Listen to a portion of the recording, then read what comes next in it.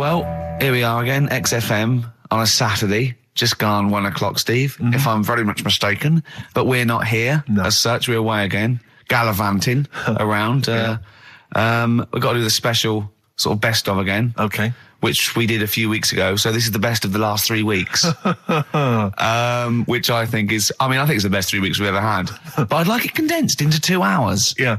Yeah, some great music as well in there. Yeah, there'll be some great music interspersed with fine chat that you've already heard.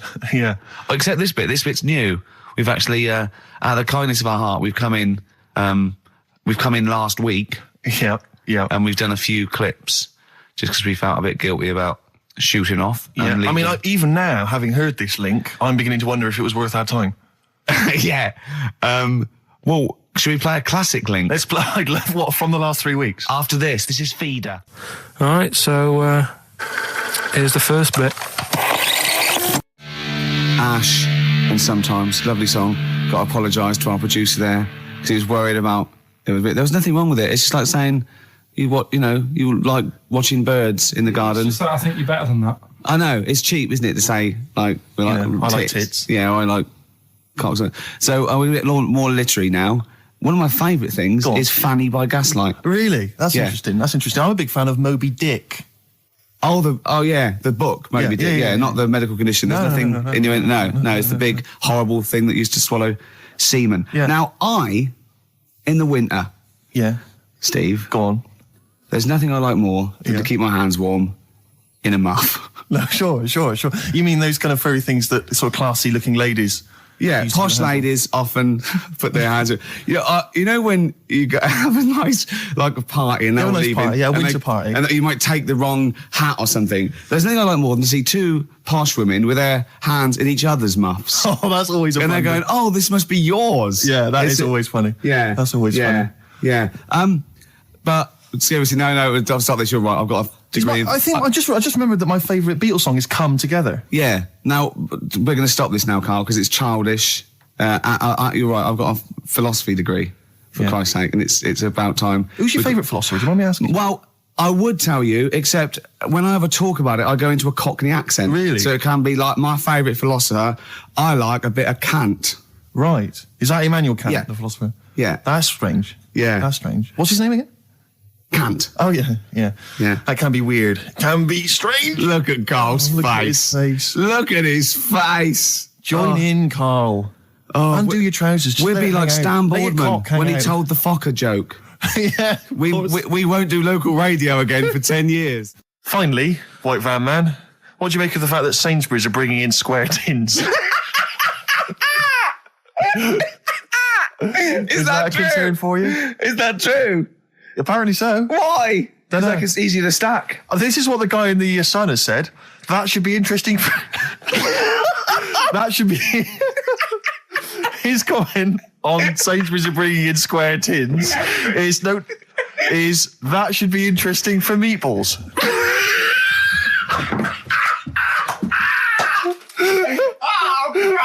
Ricky's just collapsed on the floor. Let's just play a song, Karl. I don't think even you can top that. Cooper Temple Claws. Who needs enemies? Good question, lads. Nobody. This is XFM 104.9. I'm Ricky Gervais. Oh, they should print a little book of those. They're great. Oh, how you can relate any song or artist to anything else. Easy. Joyful. Easy. Well, yeah, so me and Karl went out for a beer, and it was great, wasn't it? Yeah, we started off, good. And you met my mate Robin, didn't you? Yeah. And some of the stories. Do you want to tell Steve some things about Robin that you've done? Do you know him well? Yes. Well, do you know about his worm problem as a kid? Go on. Right.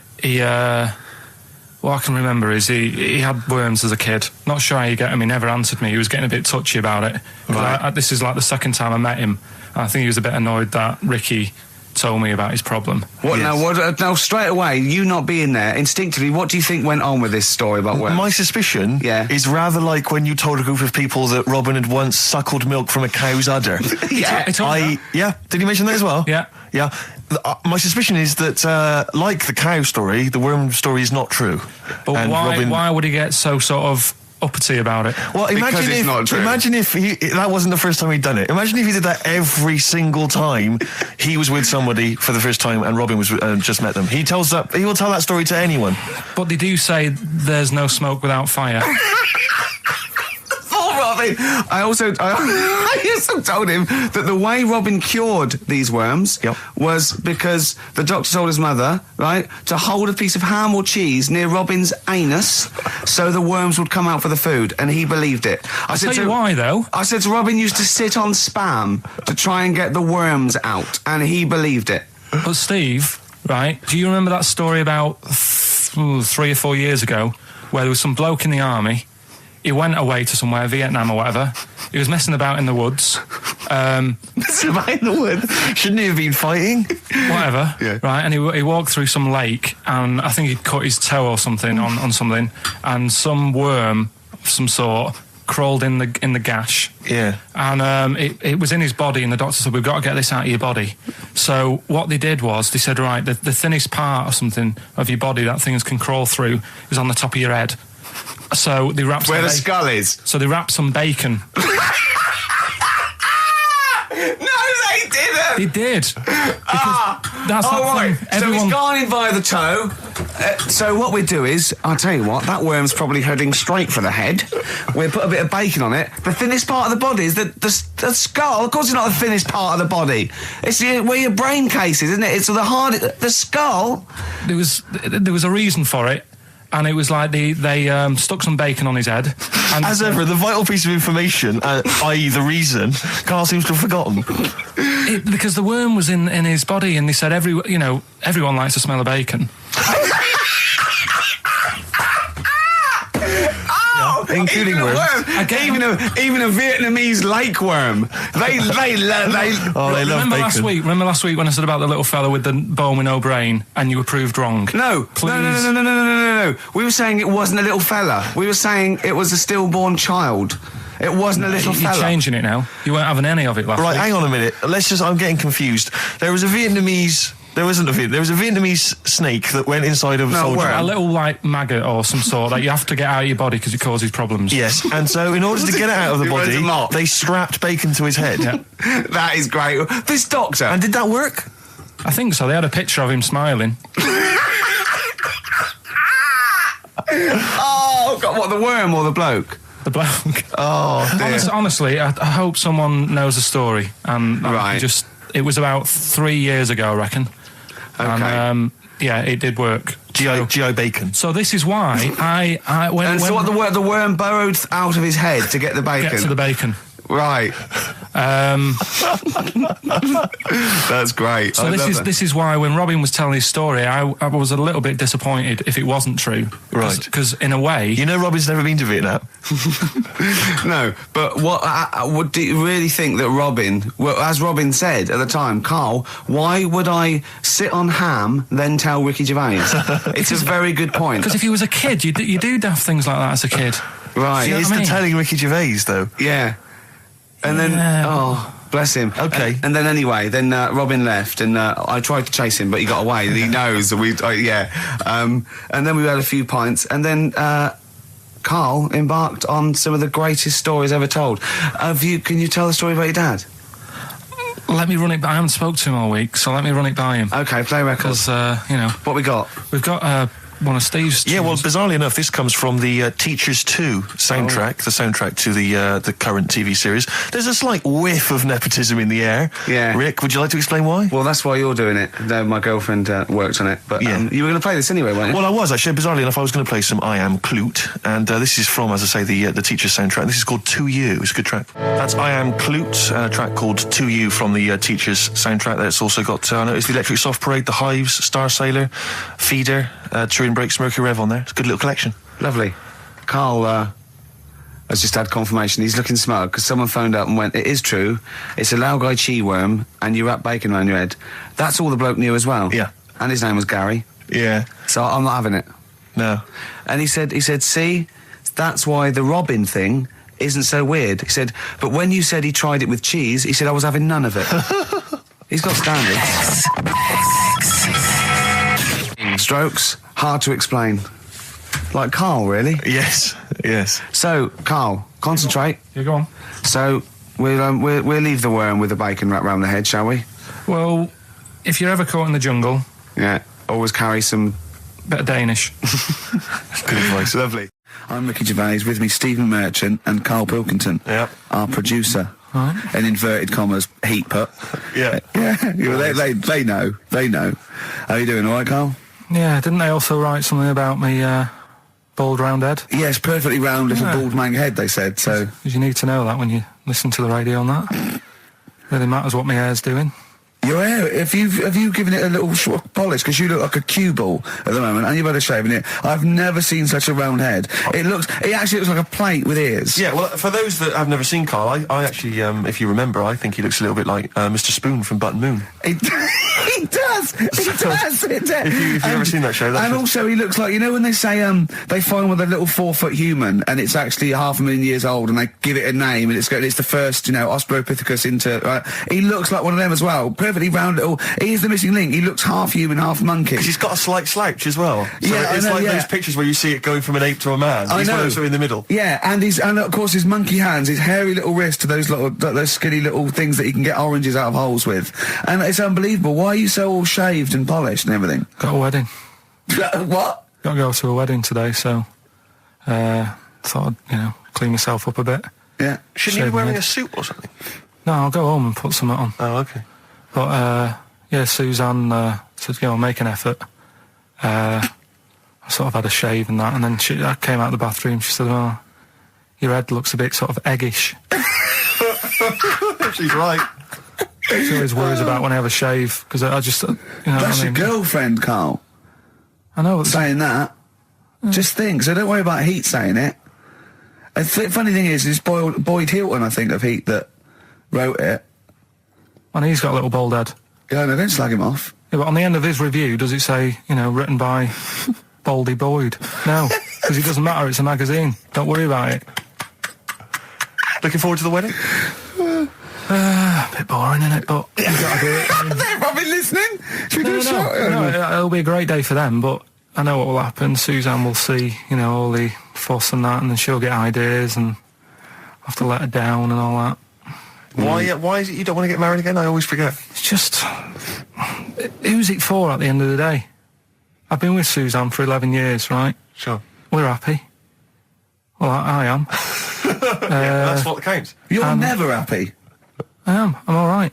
Yeah, no, you're happy with Suzanne and everything, but apart from that, you're never happy. You are the most grumpy, moany thing in the world. I mean, I get annoyed, but I'm always happy. I was annoyed here. I was happy coming here, but there was a bloke behind me walking and scuffing his feet. He had a pair of those stupid skulls on, and he was clicking and scuffing. Wear some shoes. You don't have to click. Pick your feet up. Flip-flops annoy me. But I'm happy. I'm just annoyed. You are just like, oh, the world's on me. It's rubbish, this. I know the world's great. It's just sometimes people annoy me by being there, But Steve said I should be locked in one of those towers that princesses used to be locked in fairy towers, because everything annoys me. But you're grumpy. I'm not. I'm all right. XFM 104.9. We're not here. This next clip is one of my favourite clips. Look. It needs no introduction. Here it is. Right, okay, educating Ricky. What have we got? Airy Chinese kid, go on. Right, yeah. This is the... I didn't want to do this. What do you want to do it? Well, I wanted to give you 3, and I gave you one. It was like the alien man gets a beard or whatever. Yeah, which was total rubbish, so this one should be better, maybe. Hairy Chinese kid. Right, well, we've talked about hairy people in the past. True enough. Haven't we? Yeah. The little kids who grew up in woods and hung around with wolves and that. Yeah, again, you're confusing it. Yeah, they're not, there were some people that were born very hirsute. They were not the people who were brought up with wolves. Yeah. You just put that together in your Homer Simpson type mind. Right, well, this is like a sort of close to that sort of story. Yeah. But the weird thing is, right, Chinese people aren't that hairy as a nation. No, seriously, that's a well-known fact. They don't have that much body hair and stuff. Okay. So this little kid who was born over there, he was like covered in stuff. Was he? And it was only his nose that wasn't hairy. The rest of his body was caked in hair, right? And his hair sort of What grew. sort of hair was it? Was Thick hair. No, what I mean is, was it sort of like a pony's mane, so he just looked like an Ewok? You know what I mean? Just like hanging down sort of straight, dark hair. In the picture, it looked like it grows from his eyebrow. It grows from his eyebrows quite thick, and then it just goes all the way over his head. You don't think it was just really long eyebrows that he'd done a comb over? No, it was all over his body. It had a picture of like his back and that. Yeah. And Had he styled it? Had he styled it at all? Did he have it in a quiff or? no, it was just hanging everywhere. all over him. Yeah. And they were like, this is a bit weird, happening in China, where we're not normally that airy. That was the scientist speaking there. And the local press and that were getting him down, calling him monkey boy and all this. Oh. And Thinking Chinese press. but the doctor, Yeah. Oh. They're cruel, aren't they? The Like those game shows. That's Japanese, isn't it? Yeah. That's what. Yeah. and the doctor said, I was Carl talking through all that time while we were just like talking to each other then. Because I turned round and I still saw he was talking. Go on. So anyway, the local press came in to see the hairy boy, the monkey and boy. they were like being tight, taking the mickey out of him, and the doctor said, Showing him nuts. he's only airy. Said he's a healthy young kid. The only faults he's got is he's got a little bit of eczema and a boil. And he said everybody should just treat him the same, and I think he grew up a healthy kid. So that's the That's the end of the story. That's not a story. why. But I've got nothing. I don't know what to say to that. So someone in China was born slightly hairier than the rest, and he was normal apart from eczema and a boil. That to me isn't a story. But if it is, I've got a million. I mean, it's sort of like bloke from Manchester went a bit bolder than the rest, got a job on radio.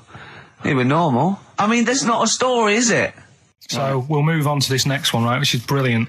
on. Dead short story. So, right, old woman, about 70 years old. She's normally fit and healthy and stuff. Nothing wrong with her. She's having a good life.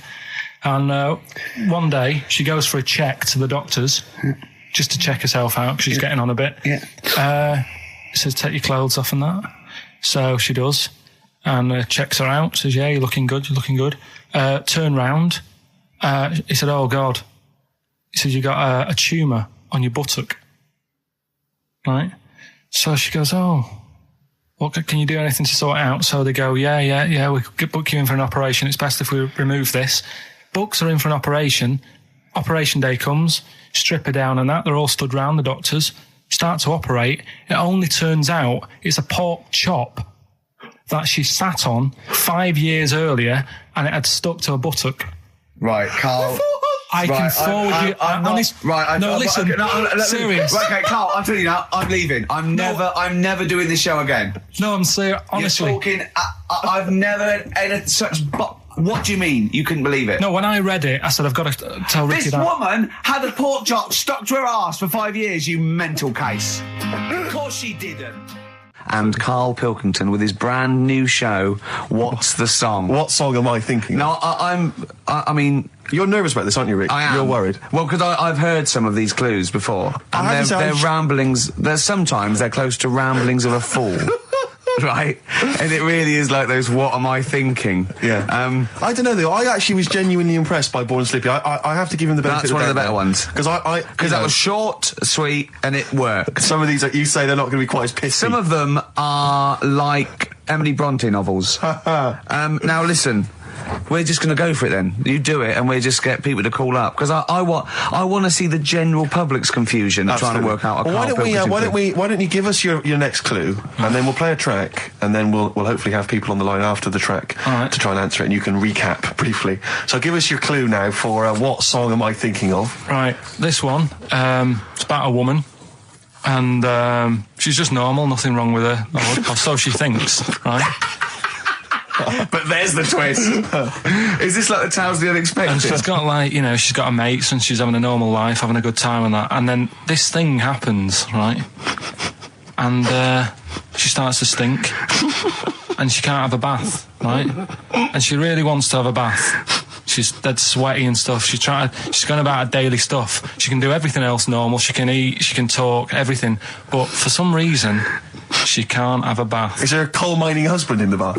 Yeah. Is this born stinky? She can't have a bath. So a woman can't have a bath. Yeah.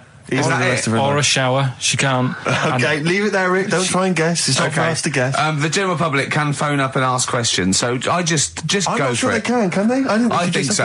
Otherwise, we don't want just people just phoning Well, up and I'll tell getting you what, it. what about this? Why don't they can ask one question? Yeah. They can ask one question of Karl, then they have to make a guess. Okay. 08700 800 1234. Have we got someone on the line now? We'll just go. Let's do it. Let's go for one. Let's go for one. This I'm is excited. edgy radio. This is Letting Karl dynamite stuff. Right, live. Go on. Hello, XFM. Hello, I'm ringing about what's the song? Absolutely. What do you think? Well, I'm going for Dirty Diana. Dirty Diana. See, that works. That's a great guess. It does. Yeah, but it doesn't work because why can't she have a bath? Okay, so the answer is in I was there. going to ask you.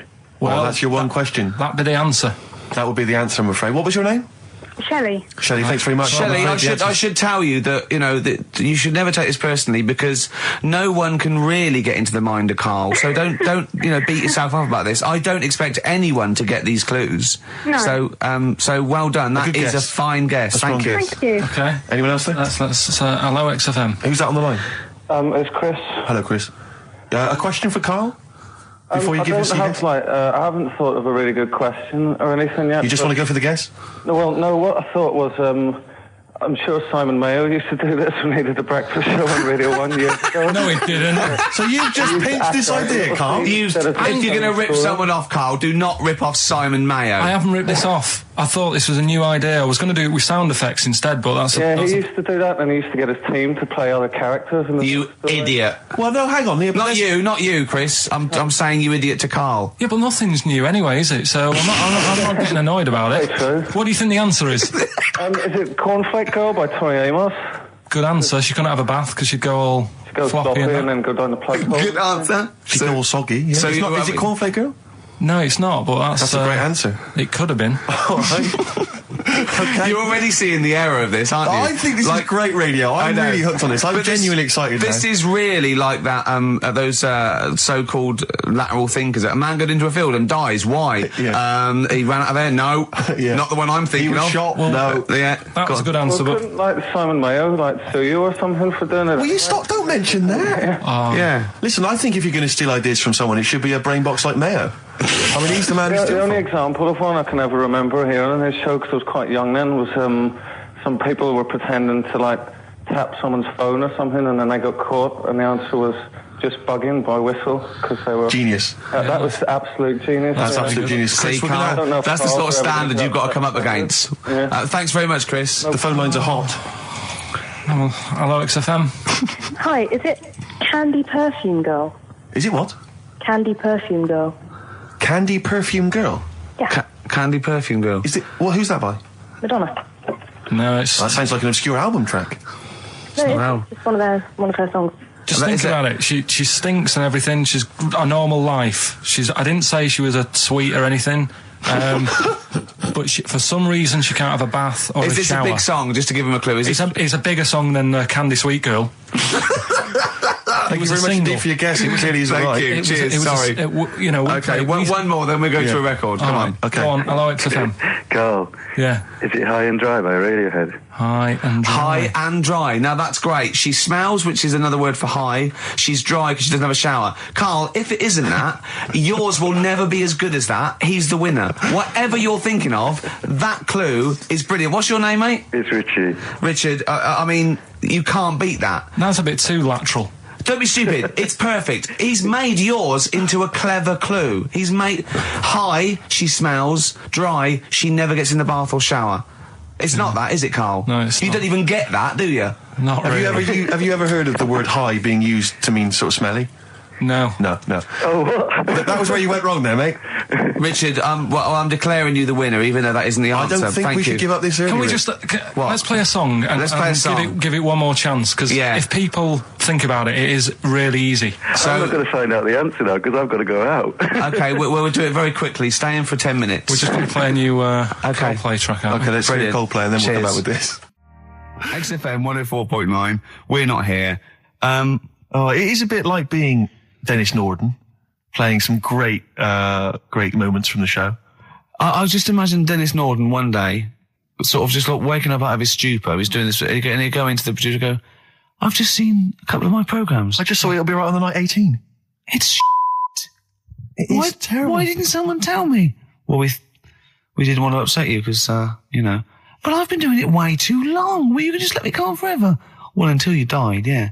Well, why can't my son take over? Well, he's 80, Dennis. And the jokes I'm doing, they're awful. They're just, why have I got that clipboard? I've written these jokes, they're not funny. There's an audience, they're laughing. What are they laughing They're not at? laughing. They're not laughing. That's canned laughter. Who are those audience? Who goes to an audience for It'll Be Right on the Night? A lot of them are older than you. It can't be right. Do you know we have 15% fatality in one of your audiences? But I went home at Christmas. I watched one of the episodes. Yeah. I was with my family and friends. I said, watch this, you'll love it. Stony face. No one laughed. They all thought it was shit. Well, it is shit. Well, why didn't you tell me earlier? We didn't want to hurt your feelings. You're an old man. You may be upward of 102. I didn't realise. Yeah. A quick query for you. This is from Jay. He's got a problem here. He says, my parents won't let me ditch my studies. He's currently reading modern languages at London University. Sure. He wants to follow his dream, but his parents won't let him, of being a dancer. Carl. Worse than that, he says that they're trying to arrange a marriage to a bunch of minging daughters of people they know from good families. He doesn't know what to do, so he's got the arranged marriage coming along, and he's also got, he basically wants to be a dancer. His parents are forcing him into something more practical. Well, the first thing, right, I don't think Live your dreams? The arranged marriage thing is such a bad idea. Okay. Because I think too many people go on looks. Right. And then you soon get bored of that, and you find out the person who you're knocking about with, it's actually not your type. Right. Why don't you arrange marriages for people? Well, I'm just saying, right, so I'd say, Jay, go along with that. I wouldn't worry about it. Okay. I mean, if they're really ugly, then, don't go along with it. But if they're half bad, put up with it. That's Sure. all right. The dancing. Brilliant. Right? That's that solved. Brilliant. I wanted to be a dancer. After I did the boxing, right, I joined a dancing thing just near Man United's ground, right, called Twiggy's. Went along, I wanted to learn some moves. How old were you? Well, it was when Michael Jackson was like pretty big, so about 83, 84, 85, something like that, around there. Wanted to do it. When I went, it was shut and it had become like a warehouse for toilet rolls. So in a way, I wonder what would have happened. Sorry. How is that an anecdote about you going through dancing? You've told me before you did boxing for a while, you did dancing for a while. You had the true fight in the boxing. You didn't even get in the. That's not an. Imagine if that was a film. This is a boy's dreams of becoming a dancer. Oh, it's shut. Next on. I mean, how is that a story? Yeah, if that was Billy Elliot, do you think it would have won quite as many awards? Yeah, brilliant. Footloose, all right? Yeah. I'm fed up they banned it. Let's go on Eyes Shut. Flash dance. First, there was... it's a warehouse. Never mind. I'm just saying, you'll find something else. I think I got a go-kart after that. I bought a motorised go-kart and kept myself busy with that. So... There's always other just things. Think, Alan Bennett has to sit down and really sweat over his stories. Yeah. He just opens his mouth. You are a living Alan Bennett character. So that's solved. Well, Jay, don't worry about that. There's no emotional problems I can foresee if you follow that advice. So the advice there is do an arranged marriage. If she's not ugly. minging, she's not completely minging. Yeah. And don't worry about dancing. Get a go-kart. Cheers. Great. Well, I didn't really want to make it a Christmassy type show because I don't really like it. Oh, he's done it again. What, you did Christmas once, didn't like it? No, my dad always said... All right, steady on. Dad said Christmas morning was for for me. So he used to stay in bed. So he never... That's brilliant. That's a great thing to say, isn't it? Yeah. Christmas morning's for you. Run wild. Do what you want. Just don't bother me. I'm going to Honolulu for 2 weeks. That's great. Dad, it's Christmas. Do I have to do anything? No. So my mum used to get up because she used to like to see my face light up, when I open my presents.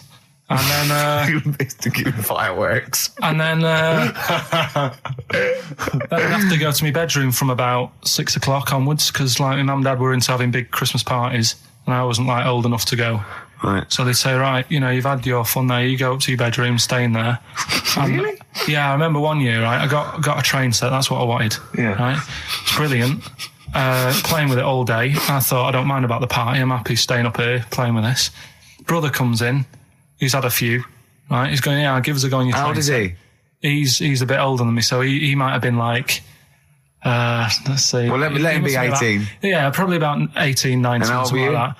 I had a train set, so I don't know, about 14. something like that. Yeah. Right, so I'm playing on that, loving it and stuff. And then he comes in and goes, oh, give us a go. He turns the transformer up to like 14. He went really fast for about 5 seconds, broke it, and then he went back downstairs. Wow. So Christmas, I hadn't even got to Sounds Christmas like Day. the Conservative government with British Rail. Satire, that is. Rick, I just thought that there's satire. If there's any satirical shows listening or magazines. It doesn't work in any way, because there's the analogy falls down apart from there being a train. Think it through, though. British Rail was trains. Yeah. And the government broke the trains in many ways. They didn't break them, like, not officially breaking them, but they kind of... It does work. It's perfect. Oh, I'm pretty pleased with that. And I can't... And no one's asked him to be on Have I Got News For You? It's weird, isn't it? Because it's strange, that. When you've got a satirical mind that's as quick as that. Yeah. Right. And he's broke your little train set. So what did you do? I just watched telly and had some sausages. I bet you were happy with that, though, weren't you? Oh, it's just a bit annoying, though, isn't it, when your main present of the year has been broke. And did it ever get it fixed? No, that was it. Put away. I'm intrigued why your parents wouldn't let you come and join in the festive fun. Was it like really debauched down there? Was it like eggnog everywhere? Well, no, but I mean, that's fair enough. 6 seems a little bit early, but I just think, if you're a kid, he had his fun, put him to bed at 8, maybe. And Do you think so on Christmas Day? I thought that was a day for family. Well, not if there's a party going on. Well, don't have the party on the Christmas Day. Well, that's another option. Yeah. Your parents are weird, aren't they? A strange breed. Well, I think that was the year, right? You're talking about buying presents and stuff. I think I did treat my mum to... I didn't buy my dad anything. I think that was like when I got a bit older, I used to get my dad something because he wasn't that bothered anyway. No. So, got my mum, there was a cheap shop, right? Of course. Thank God for that. Called Snips. Right? So I went in there and I thought, let's see what I can get her. And remember Victoria Plum? I don't think so. Well, it's like a fairy character. Right. And my mum's into gnomes and stuff, right? So I thought, right. She must be pleased with you, then. Victoria Plum. I was thinking, is that one of the neighbours?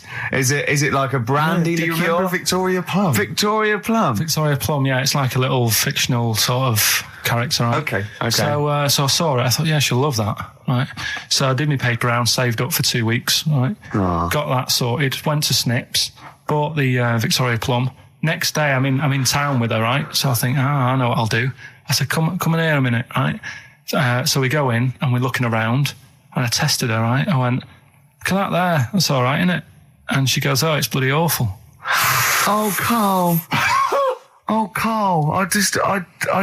Oh, God. So then Christmas Day comes. I said, don't bother opening it. She said, no, why? I said, no. Why did you still give it to her? So, well, it's too late. I'd already bought it. Oh, Karl. So she opened it and I was like, and she said, oh, that's nice. I said, why are you saying that? I said, the other day, she said, it's bloody awful. She said, oh, no, I thought you were pointing at something else. Oh, no. So that's why I don't get anyone anything anymore. Oh, God. Play a record. Oh, God. Oh.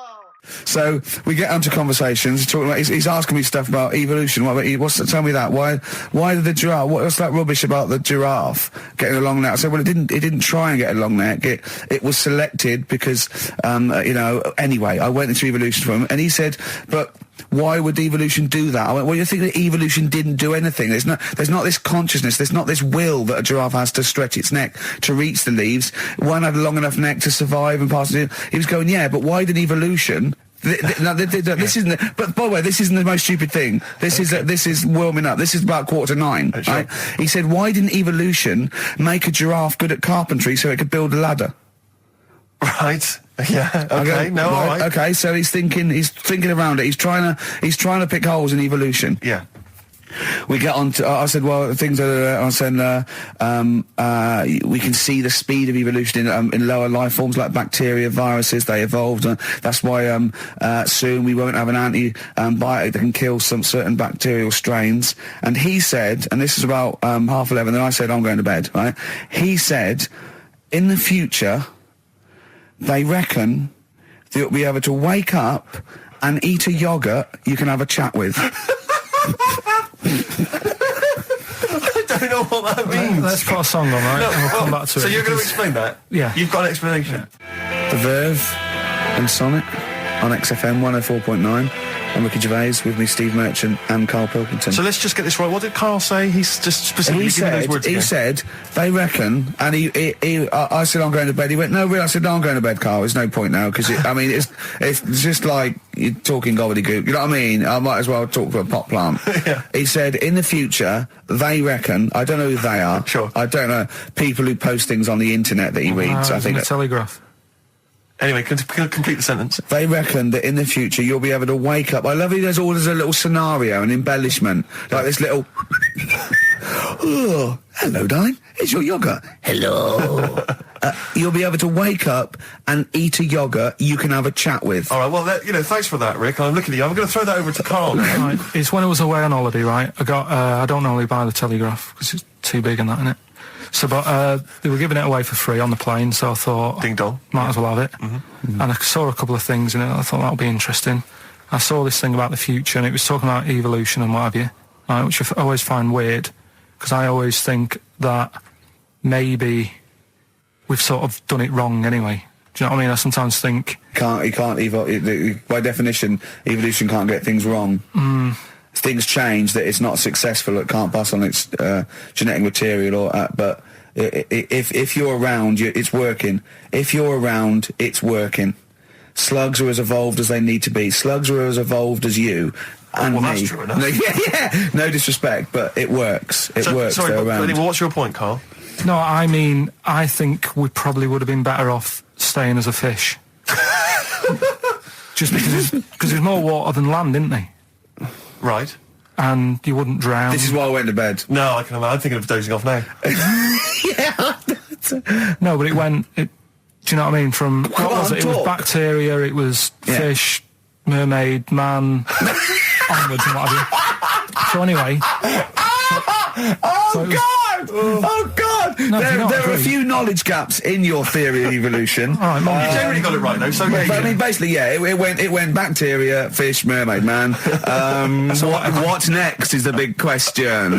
So it was telling you all about this and what have you, and saying how we shouldn't have interfered, because maybe if we wouldn't have invented planes and what have you, maybe we'd be able to fly and what have you if we really needed to and stuff like that. Okay. So we've interfered with evolution, you see. Right. Well, then it was saying, well, what's the future got? Well, yes, in one way we have interfered with evolution. Yeah, the evolution of the human being in society is changing. It's no longer based on the strongest or the fittest, because medical science can keep us alive long enough. People can pass on their genetic material where without this civilization they wouldn't have been able to. So yeah, there are different parameters, there are different pressures, there are different things that say whether we're going to pass on our genetic material or not. Okay, so in that sense you're right. And that, Rick, as far as I'm aware, has led to a yogurt that you can eat and have a conversation with. So this is what it was saying. It was just saying, we're living in mad times and that. There's a lot of weird stuff going on. One of which is... And the fellow was just saying, with computers and stuff like that, the way it is, we'll be able to wake up... Go on. Have a chat with your yogurt and have something to eat. What do you mean, have a chat with your yogurt? Because of the amount of... you have them yogurts already, those friendly yogurts. Those bacteria-friendly ones, so this is just a really friendly one. Yeah, they don't... Oh, God! I'm my best! Do you know what, sometimes, Karl, I think that we're having a chat with a yogurt. Do you know there can't be any difference. Yeah, but then I'm always reminded that would be more entertaining. That would be more informative. That was Jane's Addiction. This is the Best Of Show on XFM 104.9. I'm Ricky Gervais, with me Stephen Merchant. Yes. This was a clip show. We recorded this a couple of weeks ago. I hope you had a Merry Christmas. It's not over yet, because tonight at 9:50 is the second part of The Office Christmas specials. It's brilliant. Watch it, and we'll be back next week live. I'm Ricky Gervais, with me Stephen Merchant. Bye. Have a great new year. Class. Rock the Casbah. I love the fact you had at least 3 minutes to get that right. I know. Prepare and get that right. I know, but my mouth was full of Maryland cookies. Yeah. Last week, this would blow your mind. He came in, do you know what he'd bought for himself? About 10 penguins. Who buys penguins still? I know. Or wagon wheels. Oh, I've never liked wagon wheels. You've not been a fan? No, but I was sorry about that. It's The Clash and Rock the Casbah. Talking about records, have I told you that time my brother-in-law, he was moving out of his place, and I think moving in with my sister, and I was about like I don't know 13, and so he was about 30, and I moved in, and he brought round all his records when he was storage to leave them at our house, right? And he had all these old sort of records, 50s and 60s records, and they put them upstairs, and I was looking through them, and it's just all like Elvis stuff and Beatles stuff, and there was a mate of mine who loved Elvis, okay, and he had loads of chemicals. Yeah, he had loads of chemicals, and I was into chemistry, and he said, "Let's swap me some chemicals for them." So I sort of nicked about 5 Elvis singles, and I got all these chemicals, and then the guilt just hit me. I just thought, well, he's going to notice that. And one night, I just came downstairs and I confessed to my mum. And she went, all right, well, I won't tell him, but you've got to be good. And it's sort of like I was just really, really good for a year. And then I remember when I was about 18, my brother was talking about it. And he said, did you ever play those records I left for you? Brilliant. He told my mum, he said, these are for Ricky. She just didn't tell me. She was sharp, wasn't she? She used opportunism there. Oh, that's genius. And that was it. That's why I was good. But you've never stolen anything since, have you? No, I don't. Except that spate of shoplifting after that to teach your mum a lesson. yeah. Well, I went round and arson. No, I did. I just couldn't believe it. That's it was a great terrible. trick. Like when you're born, you're a little baby, wrinkly and stuff. When you get older, you sort of morph into a baby again. And you go through the same phases. So when you're young, you buy singles. You get old, you got nothing to do all day. You got all your pension money. What will I buy? Cliff Richard's on the telly. Here's my video, buy me song. You see, that started off as quite a sensible point, because I actually think they do it. But what was all that alien stuff about when you're born, you go wrinkly and you go wrinkly again? So sometimes you mix like normal things that human beings say with I don't know what. Well, look, when you're a baby, you've got a little bald head, no teeth. You get old. What happens? Are you a philosopher? You're an official philosopher. Because, I mean, it sounds like it. Oh, Karl, play a record. You're a gem. You're a diamond. But we're talking about MTV, right? And I was feeling a bit nervous, wasn't I? About like, you know, the way I look. Right. And what have you. And then I watched a bit of Celebrity Big Brother and all the fuss that Mark Owen's getting, and he's not that good looking, is he? He's a very. I want to be Mark Owen's mate. If anyone who knows Mark Owen or Mark Owen's listening, I want to be his mate. I think he's brilliant. I think he's a nice lad. But what I'm saying is, right, all the girls go mad over him. Yeah. And he's not that good looking, is he? Well, no, he's got to. He is in a certain way, isn't he? That sort of non-threatening. But he's not stunning, is he? Do you know what I mean? No, but no. Well, what's your definition of a stunning? Yeah. Well, who do you like? Someone who you look at and you go, God, they're good Which looking. bloke do you fancy? What bloke do you think's attractive then? So if I was into men, yeah. In fact, you can still say a bloke's a good looker without fancying him. Who do you think is attractive? Probably. I mean, it depends what you're looking for. No, just look. Just look. You think it's different looks as well. Of course, yeah. Who would you say was attractive? Who would you say was like stunning in your definition? A good-looking lad. Yeah. Good-looking lad. Oh, look at him over there. He's.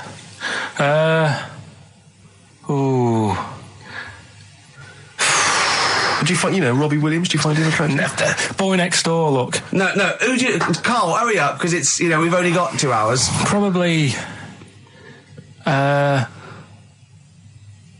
you know? I can't think of one offhand. Mark Owen is pretty good looking then, really.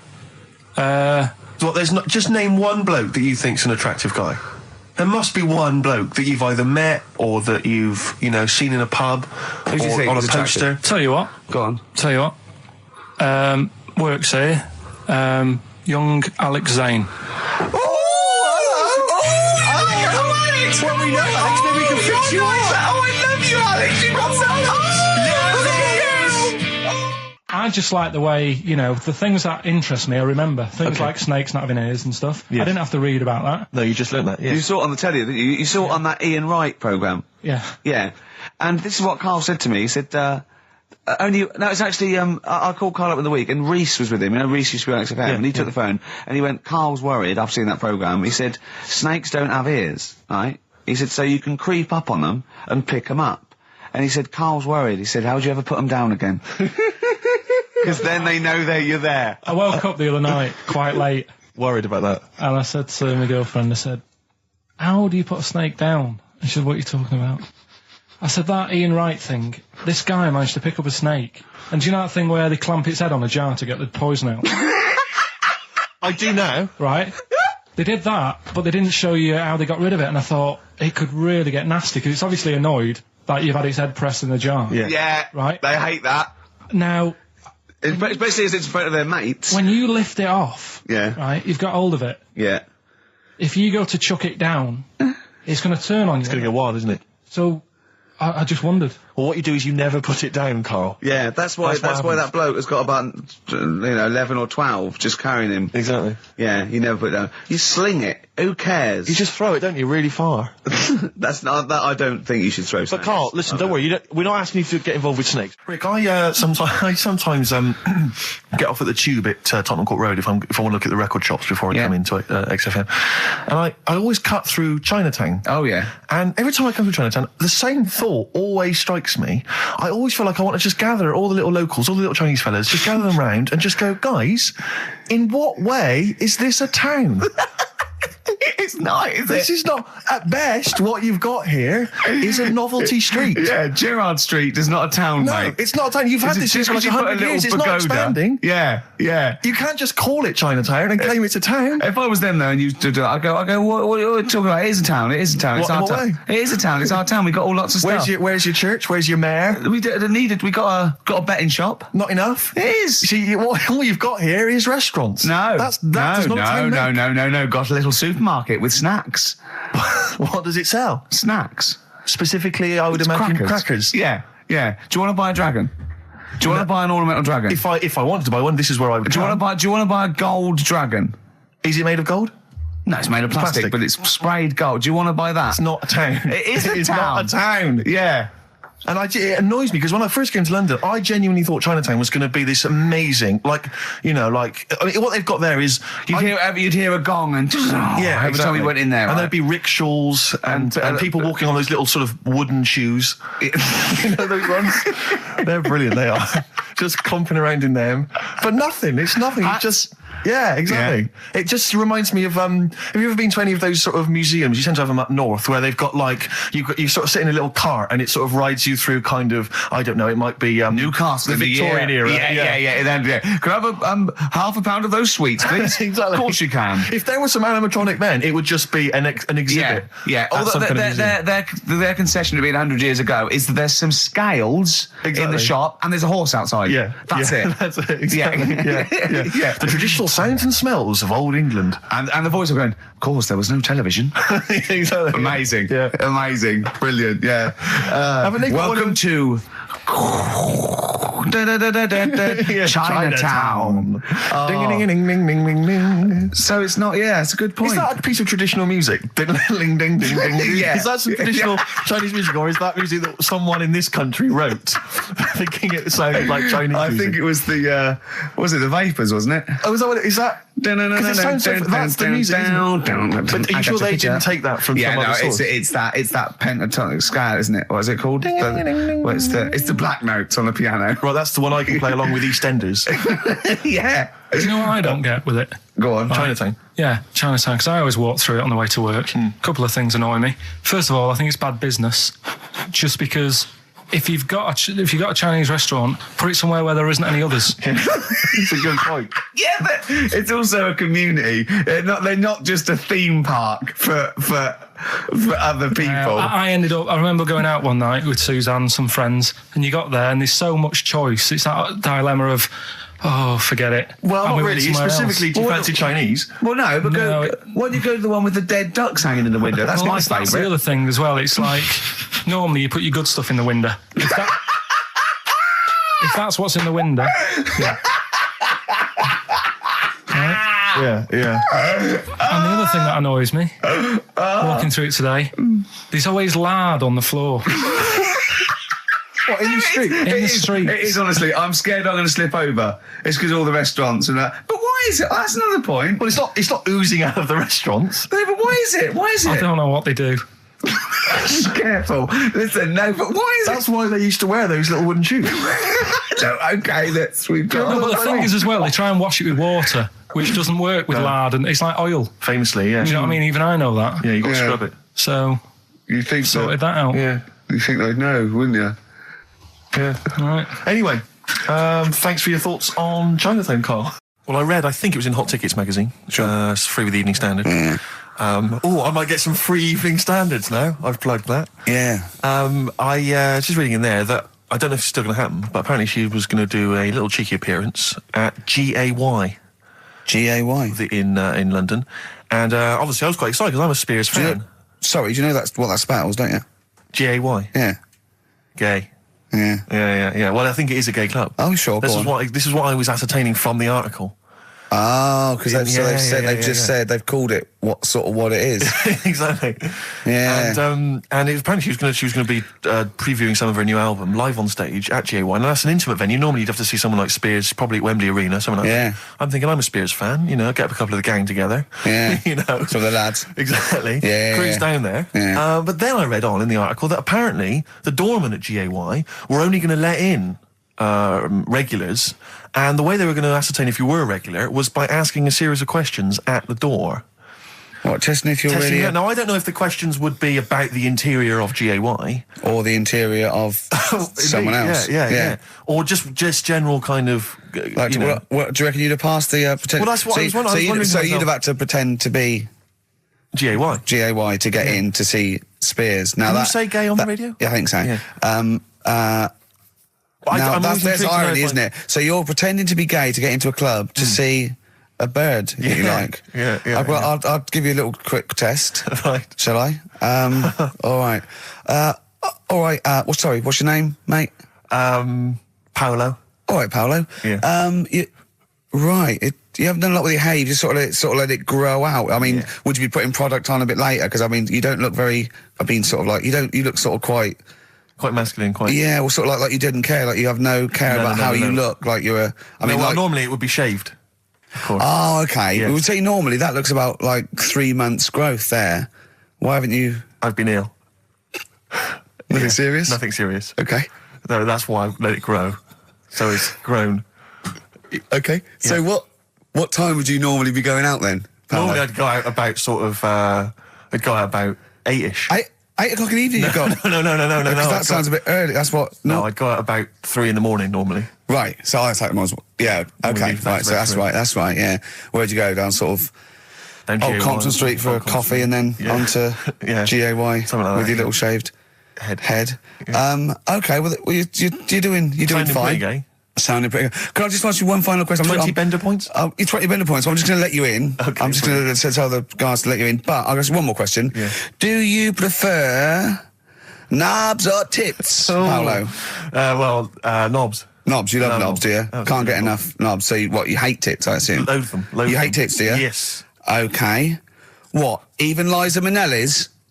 I don't know what to say. I love hers. But not in a straight way. In a straight way. In a gay so way. okay. So you love knobs more than tits, right? Okay. I love knobs.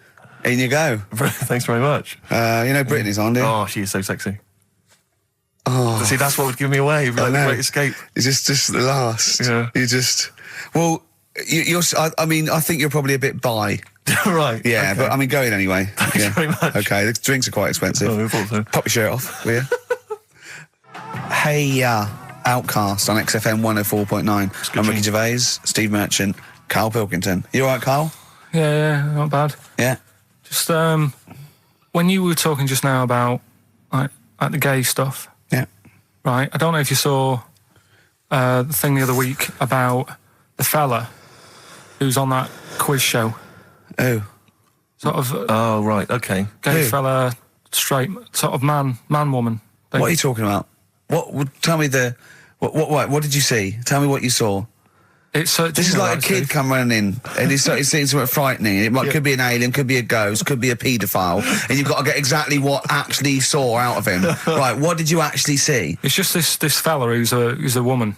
Right. Right, okay, right, try and talk like a human being. Right. It's a quiz show that's coming on the telly. And it's this woman. Right, is it a fella or is it a woman, or is it a woman? Bit of both. That's why I'm talking about it. But what do you mean? Is it a pre-op? Is it a transsexual, a transvestite? Is it a ladyboy? Is it an hermaphrodite? What is I'll tell it? you about it. Well, tell me. I'm telling you. It's a woman. Well, it's a man. Oh, forget it. Listen. Play a record. No, listen. Come on. What? It is a man. He is a man. Well. Oh, Christ's sake! It's a TV programme where they've got this... Transvestite or television? It is a transvestite, yeah. But the problem is... I'll tell you, just because you don't know about it, the programme is... I don't know, I still don't know about it. I don't know anything about it still. I don't know. It's a woman, man, woman, TV programme, look, TV. No, it's a man who is now sort of half a woman. And... A man who is now half a woman! No, well, this is what's weird about it. He's got the top half, but not the bottom half. What do you mean? Out. He's got breasts and a wig? But he's still got his boys downstairs. Why do you do that? His caps and the boys are still there with his Y fronts. Why but that? upstairs, he's got a lovely pair of dumplings. Why do that? Well, he's halfway through. But why not get it all done in one go? Maybe he couldn't afford it. Well, wait until you've got all the money. That just looks a mess.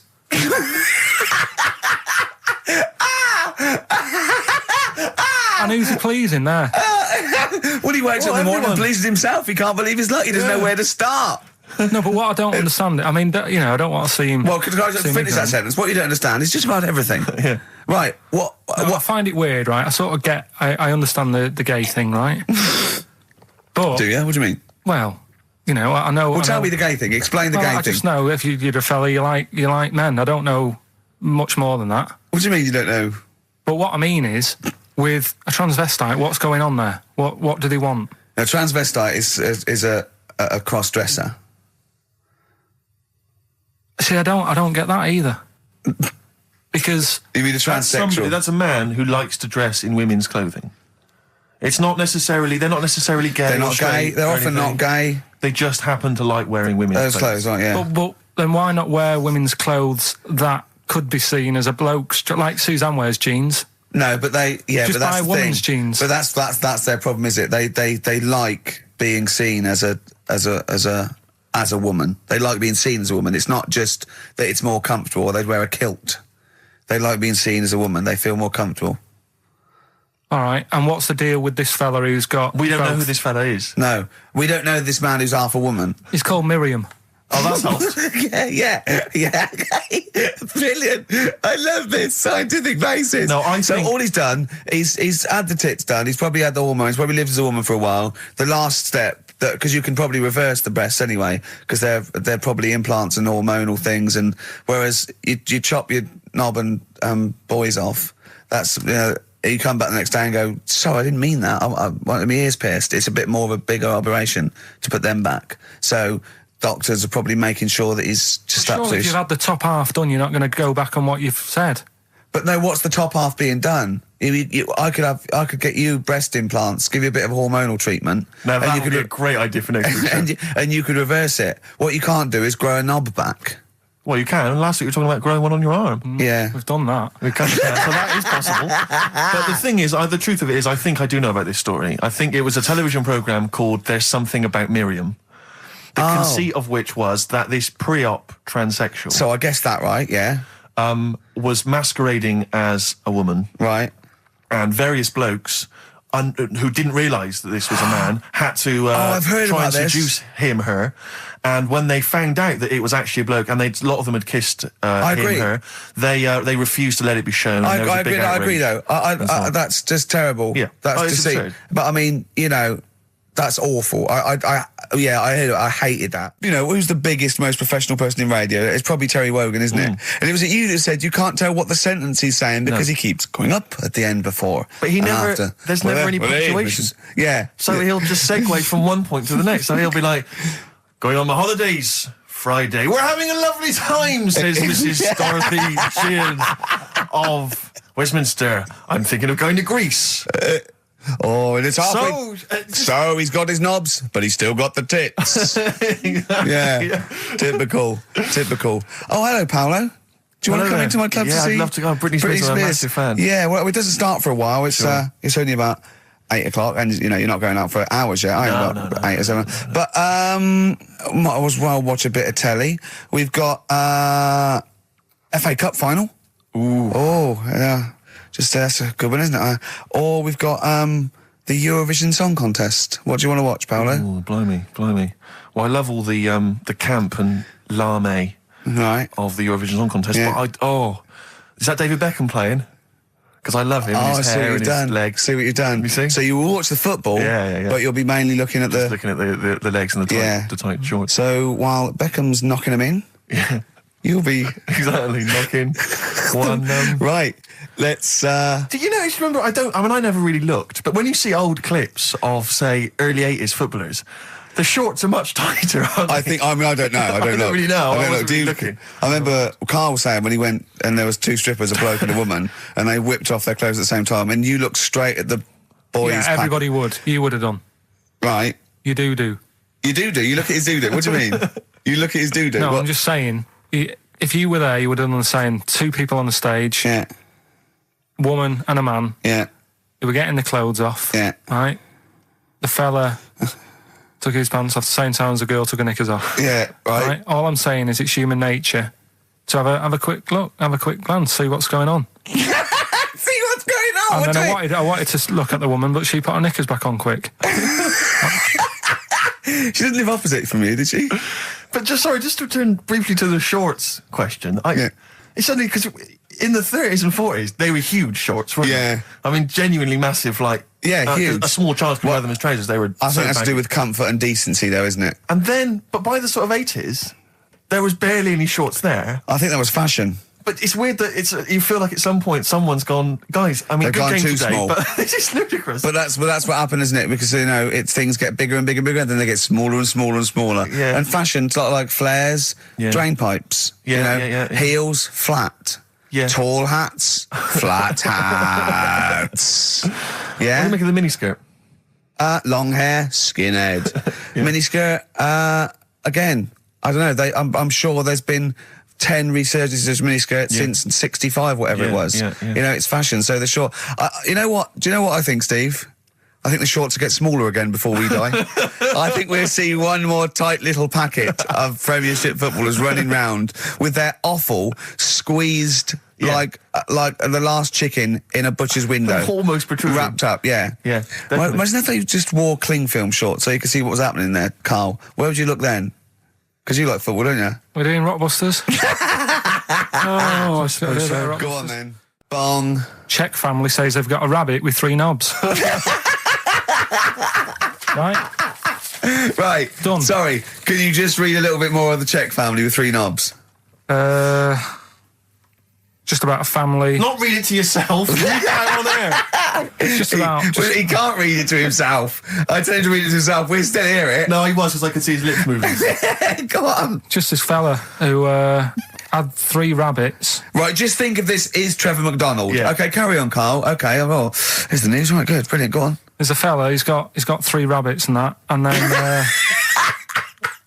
he checks them out. Right. Yeah. 2 of the rabbits have got 2 knobs each. Right. And he goes, "That's a bit weird, isn't it?" Sure. And they're throwing them around, sort of chucking, showing them around the family and stuff, saying, "Look at that, that's weird."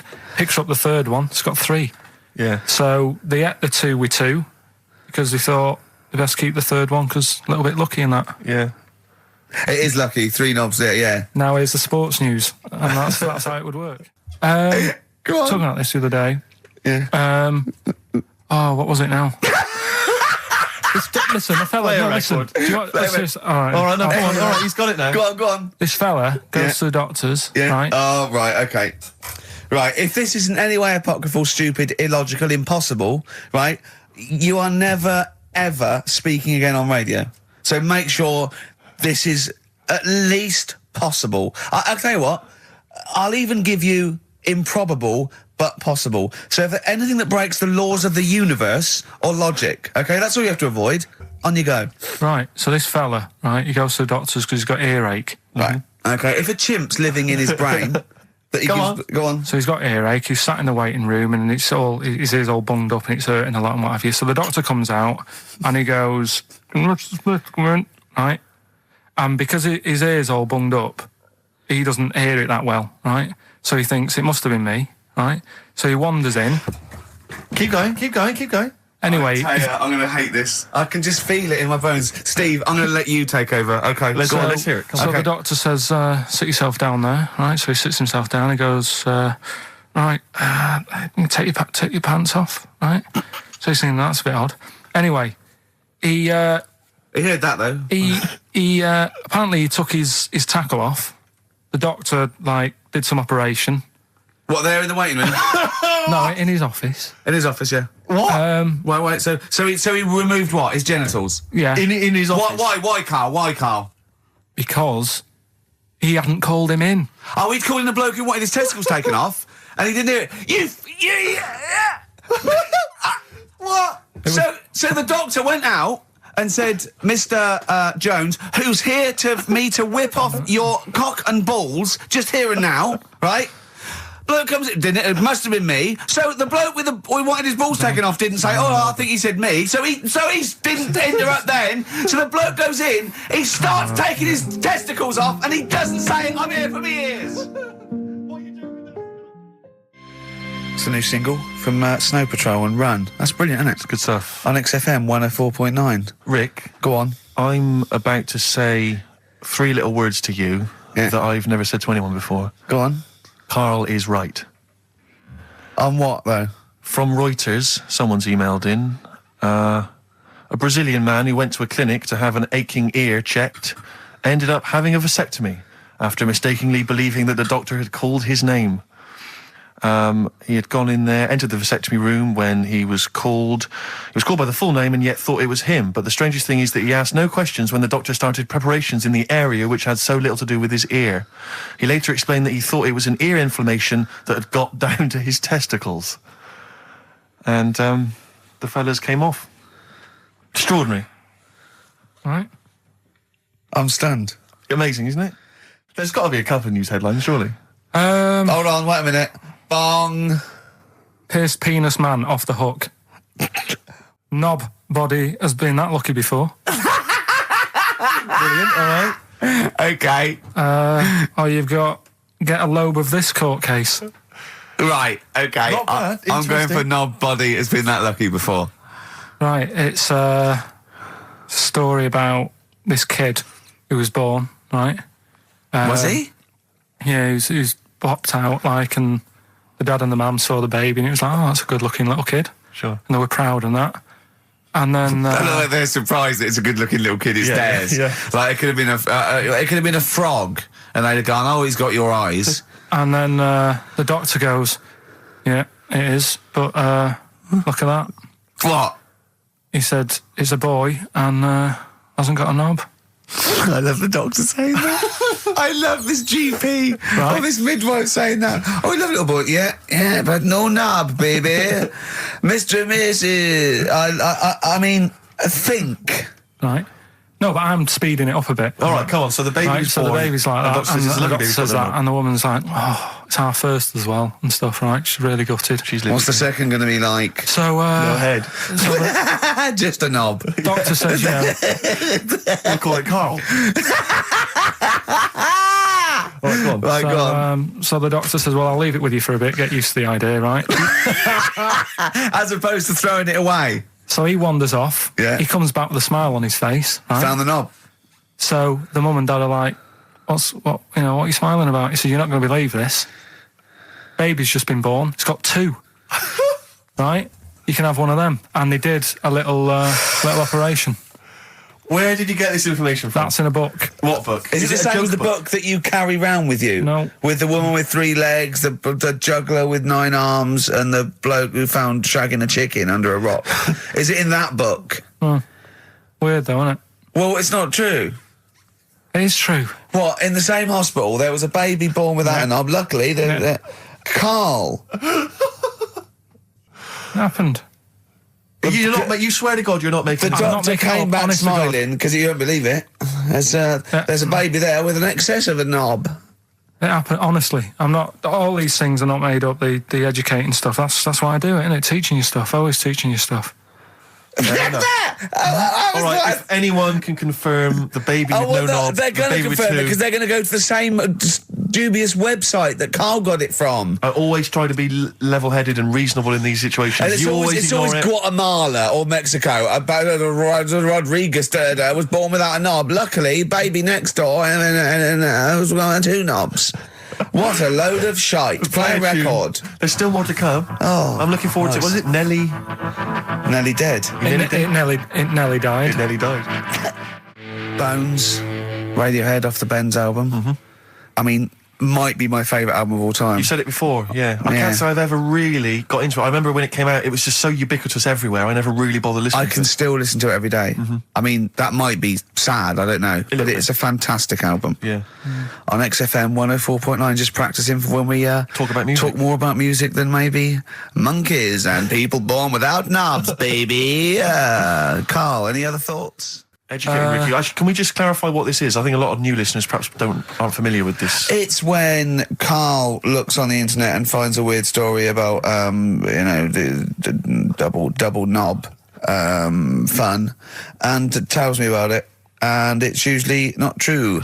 Okay. If it is true, I know it already. Go on then, Karl. They're not really weird stuff. It's just stuff that's gone on. That's interested me, that's all it's about, and I educate about it. I should just confirm that we've had a number of emails that say the baby born without a knob and then having one transplanted from a baby that luckily enough had 2 knobs is apparently true. Right, listen. So, I don't question that you could be born with a deformity and get someone's, fingers, knobs. What I'm saying is, it didn't happen with the doctor goes, I'll leave with it. I don't believe it. That baby's got 2 knobs. Exactly. What a coincidence. I bet that little bit of information isn't in there, is it? Sure. That he went out the door, I'm going to get a coffee, came back, bloody hell, hold on, there's an extra knob, I found an extra knob. We could put that knob on there. Perfect. A couple of emails here trying to respond to our requests for nursery rhyme related information. Oh, go on. Nikki Williams says that she was at infant school and she had a nursery rhyme book, and in the book, and this may just be the illustrations, but apparently the 10 in the bed in there were small baby monkeys, which you'll be loving, Karl. But again, I suspect that might just be the illustration that accompanied I remember I had a book of nursery rhymes when I was little, and my brother, he was older than me, and I was about 5, so he was about 16. And I remember him and his mate just absolutely cracking up because it said, up Jack got and home did trot as fast as he could caper. He went to bed and bandaged his knob, N-O-B, with vinegar and brown paper. I've since found out the knob is like the old English for head, but I didn't know why they were laughing. Of course. They were just cracking up. This was, whenever one of my mates' brothers came around, he said, where's your nursery rhyme book? And he'd read it to him. Yeah. And it was just the funniest thing in the world. The brown paper and vinegar was a popular method, because didn't Jack and Jill use that? They used something similar. No, that was Jack and Jill. That was Jack and Jill. Yeah, that's Jack when he broke his crown, which obviously, that means his head as well, doesn't it? Yeah. So he's fractured his skull on a sort of like an outcrop of rock. Yeah. And then... is that still used, the brown paper and vinegar? I don't think it is. I don't know, maybe in Manchester they're still using that, I'm not sure. Yeah. But it was fantastic. So then we go and have our meal. What annoys me, I said, right, I'll go for a run. He went, I'll have a bath. I said, I'll see you at 7:45. At 7:55, I have to call him. He's not ready, so he's let me down there. I can't stand lateness or laziness. You hate lateness. Yeah, and he's let me down. Do you know his excuse? He fell asleep in the bath because there was no light bulb. There's no light bulb in the bathroom. So instantly he fell asleep, and he was late. No, do you know what I mean though, Steve? If you're sort of like nice and warm and what have you, I was tired anyway, I've been stressed out for 4.5 hours, right? My life flashed in front of me a few times in that buggy. So it's all sort of wears you down a bit. I thought, right, I've got a headache, you're going for your run, I'm going to have a bath. I walk in, put the light on, for some reason it didn't come on, but I thought, it's alright, I'll just... doesn't matter, you can have a bath in the dark. Summer, so it's light anyway. Well, there's no windows in the bathroom, so... So you were in the darkness? So I'm in the darkness. I nod off because I'm shattered. He calls up, hassling me. So I said, well, it doesn't normally take that long for me because, I haven't got, long hair, I've got a dryer and so I can sort of one wipe.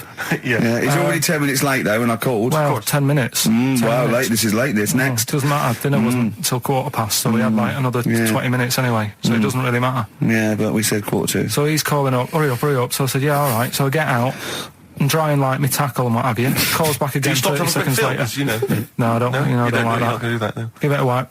30 seconds later, come on. So I end up going downstairs to the meal area, Naked. with a wet shirt on and wet socks. I've got headache as it is. Meant to be a relaxing weekend.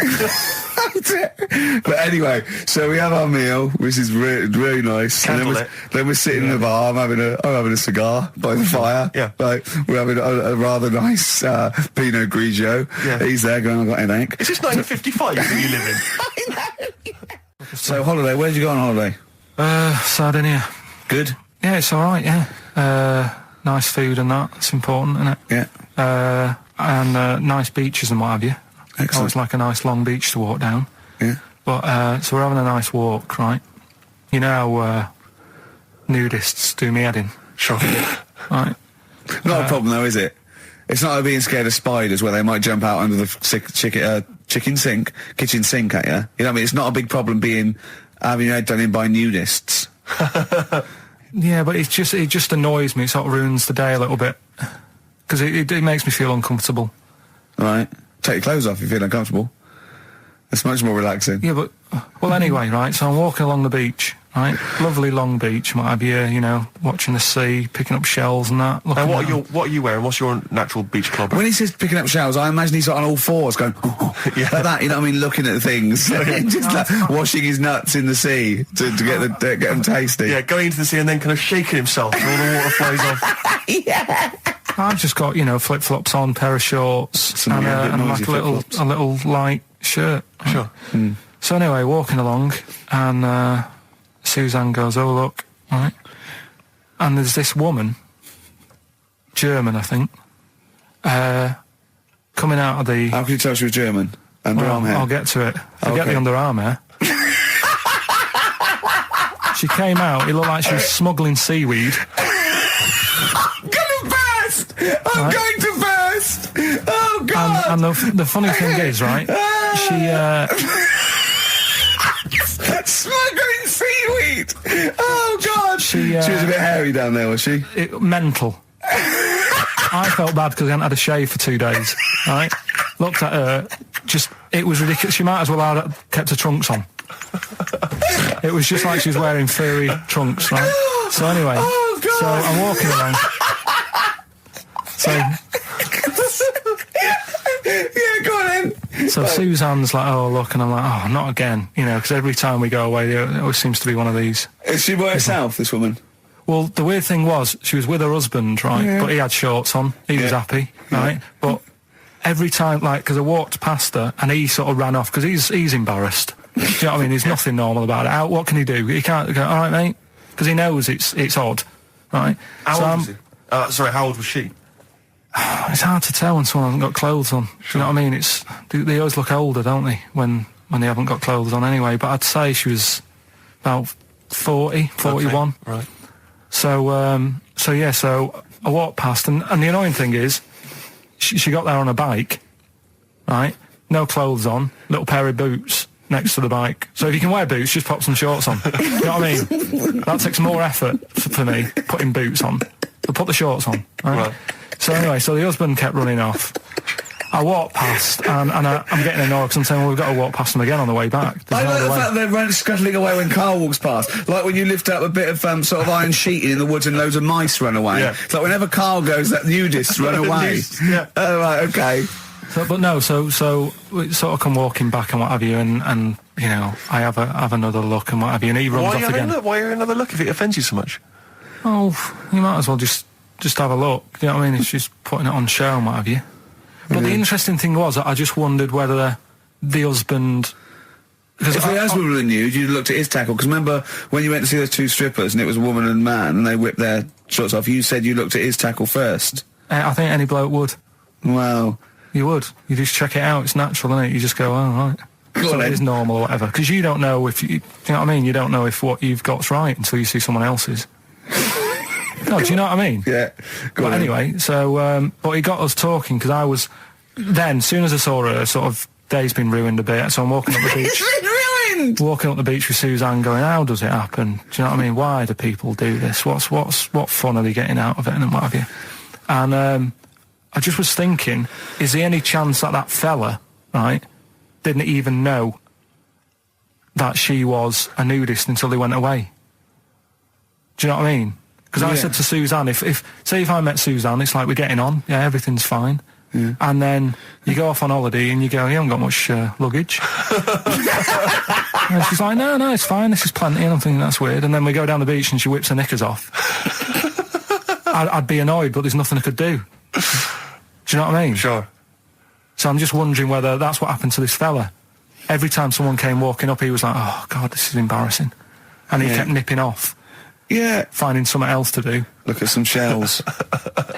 So I'm wondering, Rick, if at some point, maybe today or in future shows, we should get a nudist, one of those official nudist spokespeople, because all these nudist organisations, get them on the phone, justify themselves to Karl, because, in his mind, they are, what would you say, weirdos, freaks?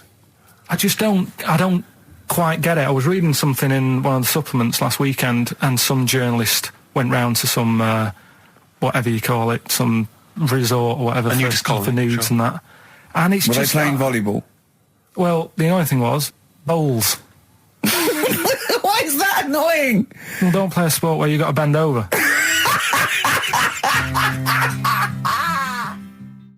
Neil Young from the album Zuma, and that's Pardon My Heart on Beautiful. XFM 104.9. Ricky Gervais, Steve Merchant, Karl Pilkington. We just had a text here that says, and I don't know what truth there is in this, as ever, but John says there is apparently a nude bike ride today in Hyde Park. Now, I can't believe that's the case, because I don't think it's allowed, is it? You can't ride around with your I don't veg, know. can you? I don't know. Why would you want to? Well, good point. On a bike? On a bike, I like the fact that that's what disgusts him. I want. Do you know what? If we did appeal for a nudist to call in, I'd want a very specific sort. I want a German nudist, a middle-aged man called Helmut. Okay. If there is any, or the closest one to it. So I want a middle-aged man from Germany. If your name is Helmut, you're in. But I'll accept Hans. Karl would be good, Okay, wouldn't it? all right. Yeah. I think I'm wondering if the age might. Maybe we could we broaden that Okay, out just little bit? a German nudist bloke. Right. Could he at least be fat? Could I find a fat German fella? If your name's Helmut, we're going to give you a big prize. Yeah. But, any fat German fella who likes to get his sausage out. Sure. Okay? It's sauerkraut. Yeah. What's the phone number? 0871 222 1049. It'd be good just to get an email or a text with a contact, wouldn't it? And then I can just call them up in the week. Sure. And 83936 is the text number. I don't know what our audience demographic pans out like, Rick, but I'm suspecting that's probably a fairly small fraction of our listenership. I know, but, the fat there must be German someone out there, if you nudists. know a fat German who likes to get his tackle out, phones are going. Phones going. Straight away. Just answer it, Carl. Just answer it. Just pot luck. it could be anything. Well, just see what it is. To be fair, it could be a nutter. It could be a nutter. But just say hello. Just tell your turn. It's not If straight away. important, he'll stay there, won't he? He'll stay there. Well, answer it. Let's Answer leave it. Leave it. Answer it. Oh, you see this? It's gone. It's gone. There you go. He bottled it, so just as well. Did you have to have that thing done where they say what side do you wear your member? What side you dress? They don't say what side you wear your member. That would hardly be a euphemism, would it? So they say what side you dress, sir. It means what side your little poke, your little John Thomas leans, doesn't it, on rest, usually to the left, isn't it? Your little What do left you know? testicles. If I said to you now, what side do you wear? Hang on. Do you know? It would be left. It would be the left. That's what I mean. If standing there, right, with nothing restricting it or holding it in or holding it up, right, it sort of leans. Your one ball is sort of like slightly back and lower, isn't it? And your little John Thomas rests there, so it's left. And the reason they ask it is so they don't put the tape measure up on the left and squash your willy or touch your willy. So it's nothing to do with like, well, you'll need a bit more room of sort of more material on that side, or. Well, no, I don't think they compensate. It's just when they put when they stick that up into your groin, they don't want to come in contact with your little. The thing is, I Mercy. don't know what side I wear stuff on. I just sort of pull my pants up and wherever it wants to go that day. But maybe it's not big enough to sort of make any, real decision. But like now, I'm sat here right with my jeans on. I don't know where I am. Well, that's clear from hearing you talk. No, but what I mean is, if a fella said to me, "What side are you? What side's your member on?" I'd go, Member. What is this the use of the word member suddenly? Well, it's usually not appropriate. And also, I imagine in the old days, they had big baggy pants that used to sort of like hang down. And now, you know, like with those stretchy boxers and briefs, it's sort of held up in a nice little, neat little parcel, isn't it? So it's probably not appropriate. It doesn't come in contact with your little snake. So, you know. Did you ever, have you ever heard that? Are you telling me a tailor has asked you that and you went, what do you mean, mate? No, I've never, I've not really had one made to measure. I had one made when I was a kid, but since then I've sort of bought a suit off the hook. But when you were saying about buying a suit, I know that question sort of crops up and I don't know what the answer is. It just annoys me the way I don't know, there's no surprises anymore. Do you know what I mean? People know. What do you mean? He's going to go, right, I'm going to measure you now. Which side shall I measure? Go, well, pot luck, go on, have a look. Right, there you go. Oh, you got it. What do you mean there's no surprises anymore? What are you talking about? Everything you say is a surprise. Everything you say, every opinion you have is a surprise to me. What I mean is, why aren't people just happy just to go, well, depends, doesn't it? I'll just pull the pants up wherever it wants to go. I'm happy. What do you mean? Why is this such a big issue? But Karl, when they ask you this question, they're not making a note of it somewhere. It's not statistical research to find out what the kind of common leaning is. It's a question so he doesn't touch it when he's using his tape measure. Just be careful. But he is being careful by asking the question. But what's wrong with him touching it anyway? If he's, I mean, it's only like a slight. Fair enough. But if he just sort of, knocks it a little bit, you can just go. Do that again? To me, it's the same as the prostate thing. It's just happening all over again.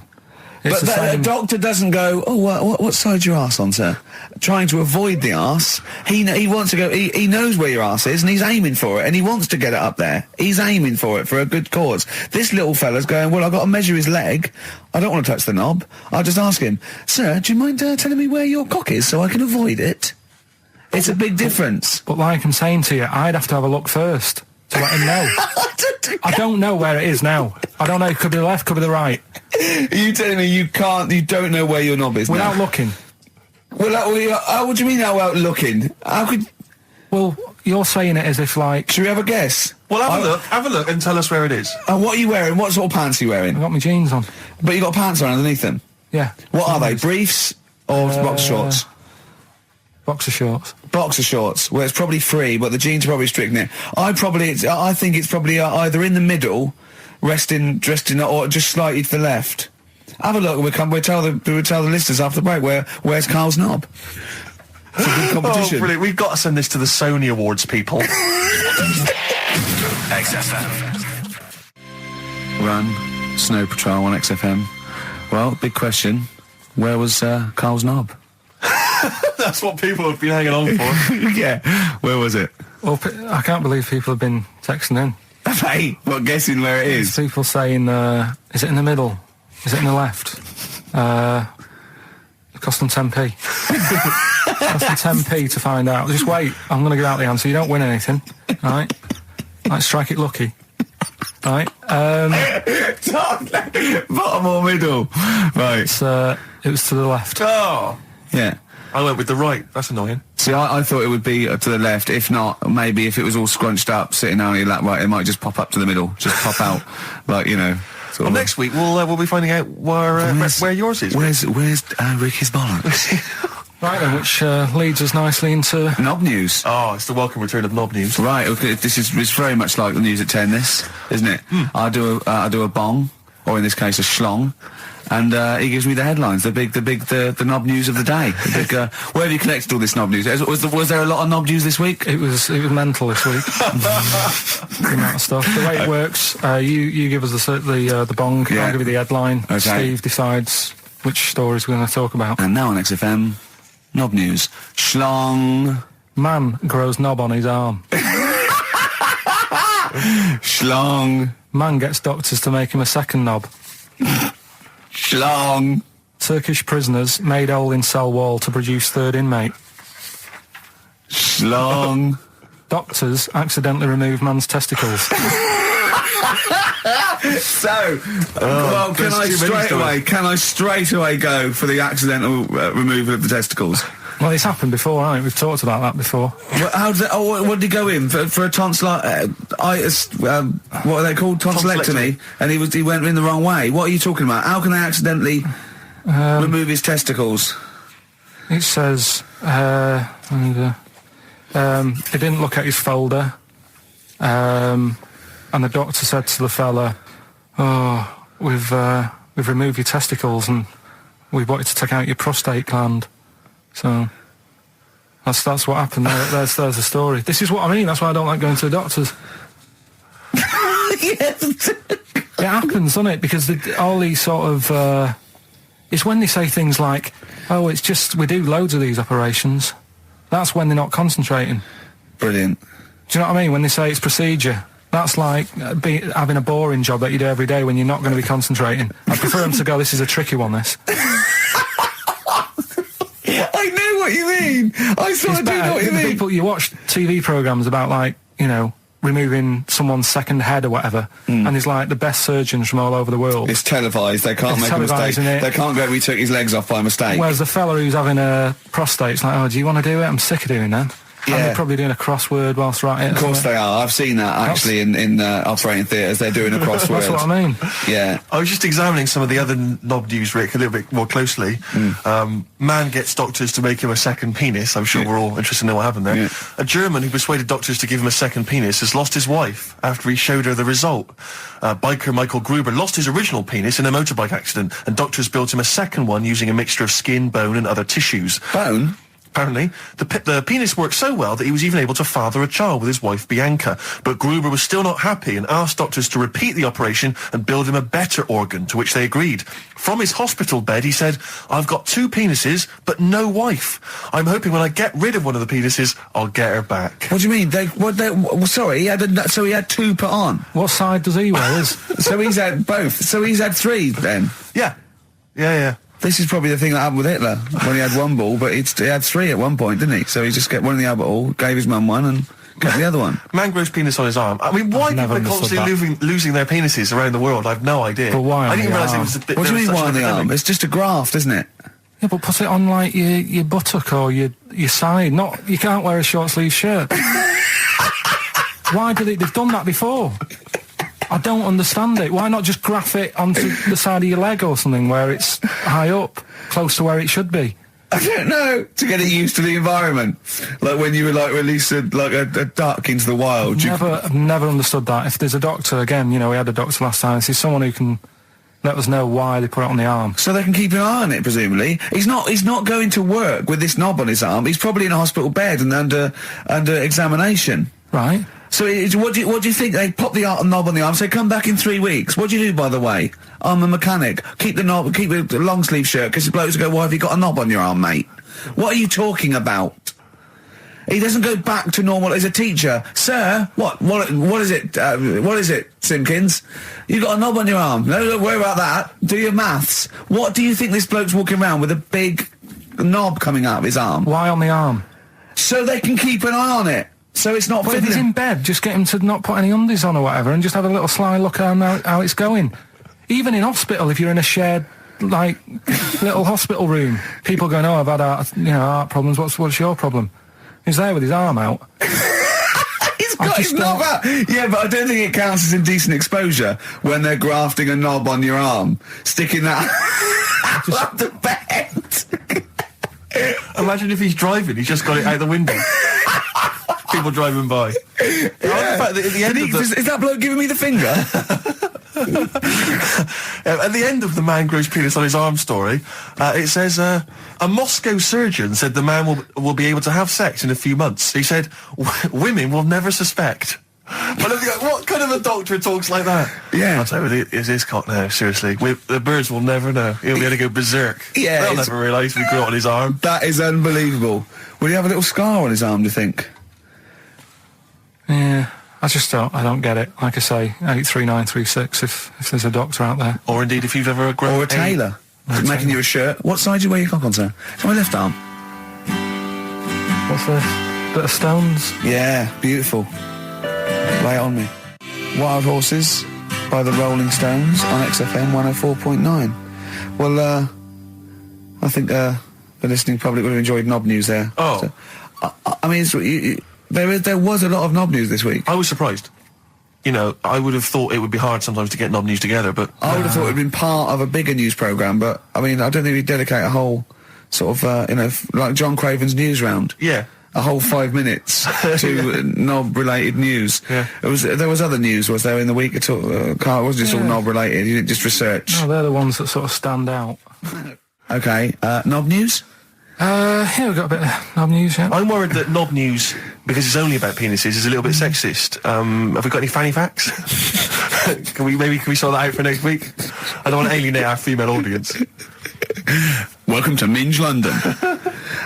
Good, I'm glad that's that. Well, But then I got back, right, Steve, and called up Ricky. I said, right, are you about? Have a chat and that. So he said, I'll just come round. It's a nice day. Have a drink and what have you.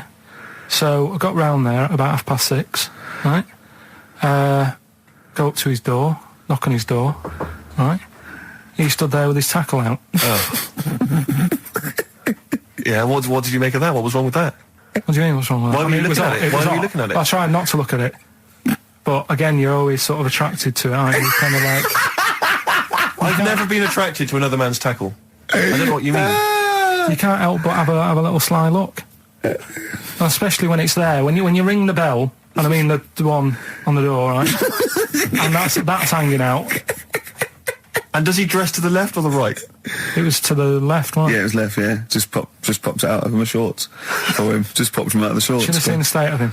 Shorts on, no top, cigar. Looked like someone out of The Sopranos. It was a mess. Yeah. And then... we sat on the balcony drinking wine, didn't we? Did you pop it back in, or was it still... Yeah, I popped it straight back in. I'd got the laugh. Sure. I'd got the laugh I wanted. Yeah. He walked in, he went, it's not that hot. Straight away, it's not that hot. Oh, brilliant. then, was that knob news, or is there more? No, it's got more knob news. That's just a taster. Just a taster. Listen, let's play some adverts, let's play some great music, and maybe we should have some early knob news. Early knob news coming up. XFM. And it's knob news time. We're all very excited. Now, last week's knob news was what, Karl? Do you remember it was a man... Who grew a knob on his arm? Sure. No, he didn't grow it there, did he? He put it there. Well, I know that, but, yeah. Just popped it on his arm. Yeah. A bit. Yeah.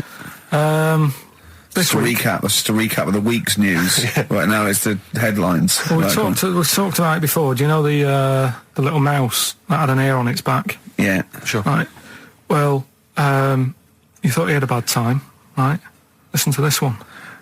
Mouse walking about with us sort of wearing a monkey's testicle. They're just having a laugh. This is what I mean about a lot of scientists. What are they doing? When's that going to come in handy? I don't know what you mean.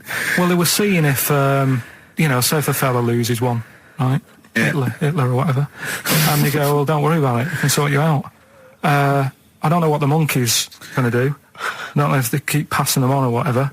But the actual monkey testicle was put on the mouse.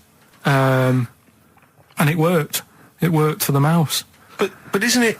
I mean, isn't a monkey's testicle quite large in relation to a mouse? Would it not look like the mouse was on a space hopper or something? Oh, yeah, it didn't look good. Well, they didn't put it where its testicles would be. No, they did. They put it... Well, how could it walk then? The ear was on his back, so he could just get about. Well, I don't know. But Well, you don't know, do you? You just guessed. Did they grow the monkey's testicles where the mouse Well, it testicles looked would... stupid anywhere else, though, wouldn't it? Oh, whereas a mouse with monkey testicles, that's fine. You'd be showing off. You'd be all right. I'd prefer that than the ear. When that mouse gets put back in with the other mice, do the other mice go, George, you look different. Have you had anything done? But the weird thing is, as well, apparently it still works as a monkey. What? So, like, what are you talking about? Like the sperm and that was it was still sort of monkey. Of course sperm. it was. What are you talking about? But that's weird. But what, Karl? What? But what? It's only a thing to give it nutrients. That's all the thing they're testing. It's like grafting at that level. Right. What's your question? Because I'm right. What do you think? It would change eventually. It would have changed into a mouse testicle because it had been hanging around a mouse for so long. No, I thought the actual sperm of it though would be a mouse's. Why? Because it's hanging off a mouse. No, but your sperm is actually created in the testicles. So that's why it has to be outside your body. Otherwise, we put them in a nice little cage. But I'm guessing then that they've done this operation so that they can do it to humans. Yeah. Why would I want a monkey testicle if my kids are going to be monkeys? What use is it? No, think. That's no. That's going to happen anyway, Karl. Yeah, but think. Think of what you're saying.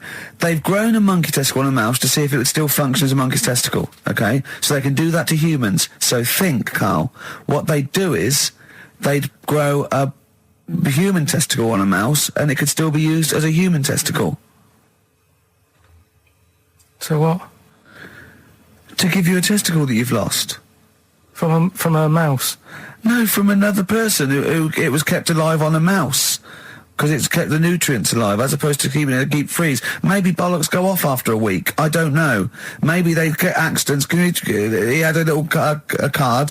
Do you donate your testicles? Yeah, I'll tell you what. No one needs testicles yet. Let's keep them on a mouse. You have yours ripped off in some sort of bizarre skiing accident. You go, well, you're in a Battersea Dog Town. You pick the ones you want. They can grow them on anything. They can grow them on a Dachshund. Bulldogs are growing them usually, that's where you see a bulldog. Usually that's waiting for an operator. What don't you understand, Karl? Hang on a minute. I thought this was knob news, not testicle time. I don't understand why. Yeah, this testicle time's not for another 10 minutes. Yeah. No, it's all sort of linked and that, though, isn't it? Sometimes it's linked to a mouse. But what do you think about, like, I don't know, testing stuff out like that? Is it worth it? Could you not just go straight from... But listen, Karl, I'm getting this information from you. No, if this was on Question Time and someone said there were, Dimbleby and Paxman or whatever said it, I'd think about it as a moral dilemma. You've just said you saw a mouse with a monkey testicle. What do you think of that? I don't think any of it. I don't think anything of it is the answer, Karl, because I can't trust the info.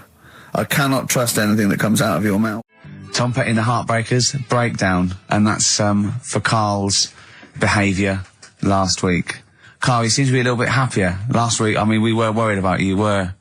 You sort of slipped into some sort of like weird depression. You played placebo twice, so you weren't concentrating. I know you're going to say that me and Steve were annoying you, but, that's an easy excuse. I think the listener can make up their own minds. No. It's just like I say, it's like a murderer, right? He might not have done that if it was a different day, if the sun was out or whatever, and everything just happened at once that wound me up. Right, so it was like a crime of passion. You'd be let off because those sort of circumstances. You'd never put yourself, say, in a position again where we'd have two people trying to wind you up for, the sake of fun and laughter for the public on a tin pot radio station between 1 and 3 every Saturday. Yeah, but you'd never do that again, would you? Last week it wasn't just for the listeners, it was for you as well, between 12 and 1, before we were even on the air. Why? You were winding me up then, do you know what I mean? Having a discussion. It's alright, I'm used to it, so it doesn't matter. But I found out that I can't do this job anymore. I can't do these sort of jobs where you've got to be happy all the time. Well, you don't have to be happy all the time. No, you do, You really. forget that for the... Yeah, but I can't. Do you know what I mean? I've got things going on in my head. And do you think when Bobby Dabrow's had a bad day that he doesn't go on stage and give 100%? No, but that's... Do you think Les Dennis let all that stuff get in his way when he did that theatre tour to the people in front... Sometimes he had audiences of 7, 15 people. Yeah, and he just went, it's them. It's not a private life, forget that. Bang. Yeah, but good on him. Yeah. He can do that, but what I'm saying is I can't. He's a professional. So I was talking to Suzanne about it, because, it did get me down last week. Suzanne's your therapist?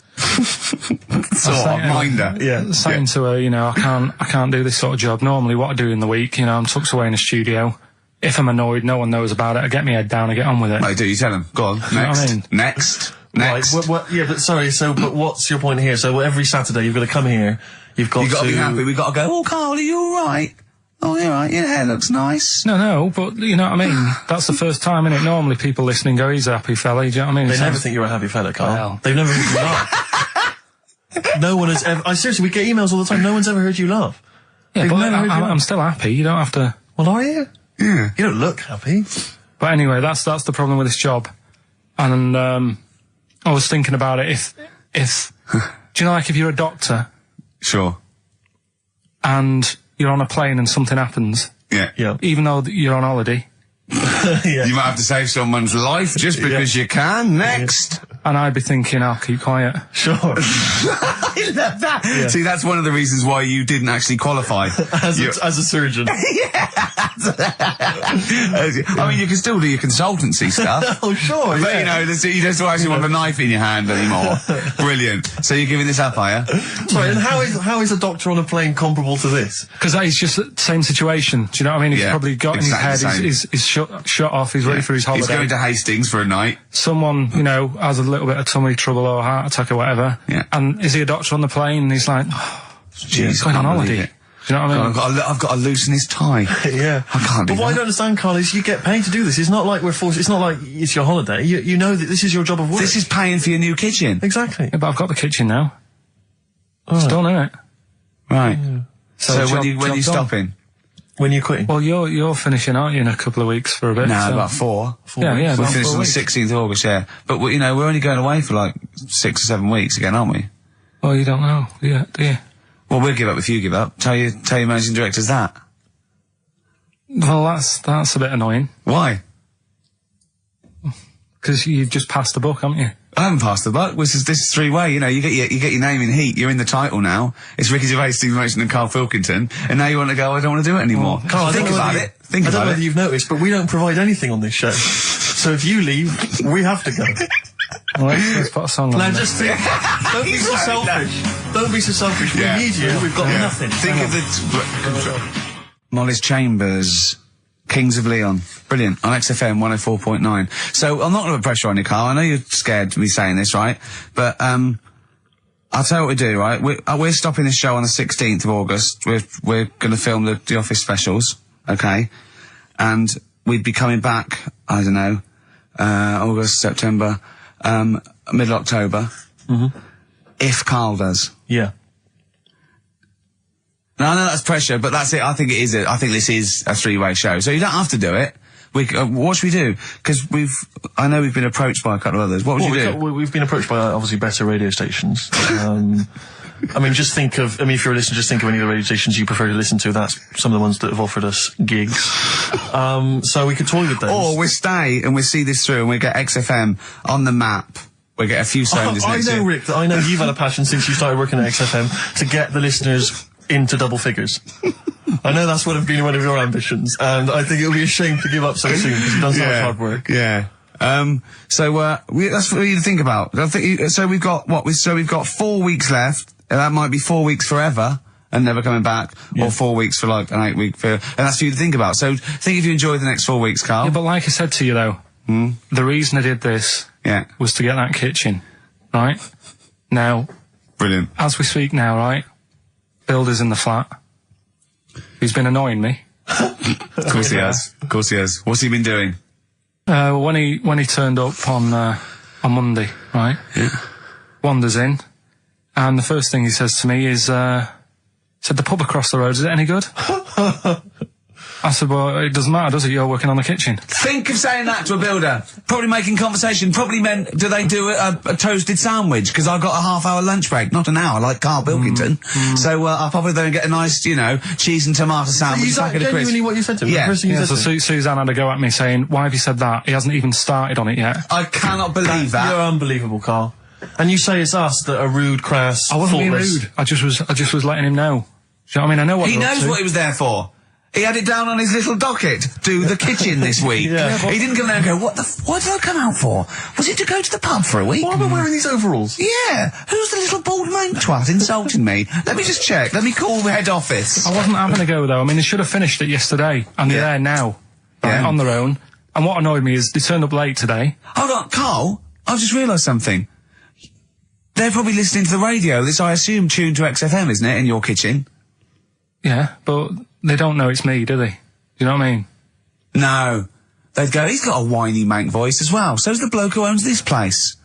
And the bloke who owns this place, when I said, what's that pub like across the road, said, well, you won't be bothering that. He's working on this. No, he won't be able to put two and two together, will he? You've suddenly, the penny's dropped, doesn't it? You've suddenly realised. Look at his face! Yeah. He's suddenly realised they might know it's him. And they could be listening, and they're going to clean you out, mate. Oh, if you are the builder working in, where is it? I won't say the address, but it's, Central London, isn't it? yeah. Go Yeah. mental. Have whatever you want. Opposite Seriously. that pub that you Yeah. like, He'll probably be in there now, so he won't be listening. Oh, insulting You know what I mean? a That's a further British insult. workman. He should have been in just go today. mental. He should have been at 8 this morning, Just which annoyed go me anyway. mental. Why? I really don't understand why they've got to start so early, right? Yeah. But he said he'll be there for 8, turned up at 9:30, right?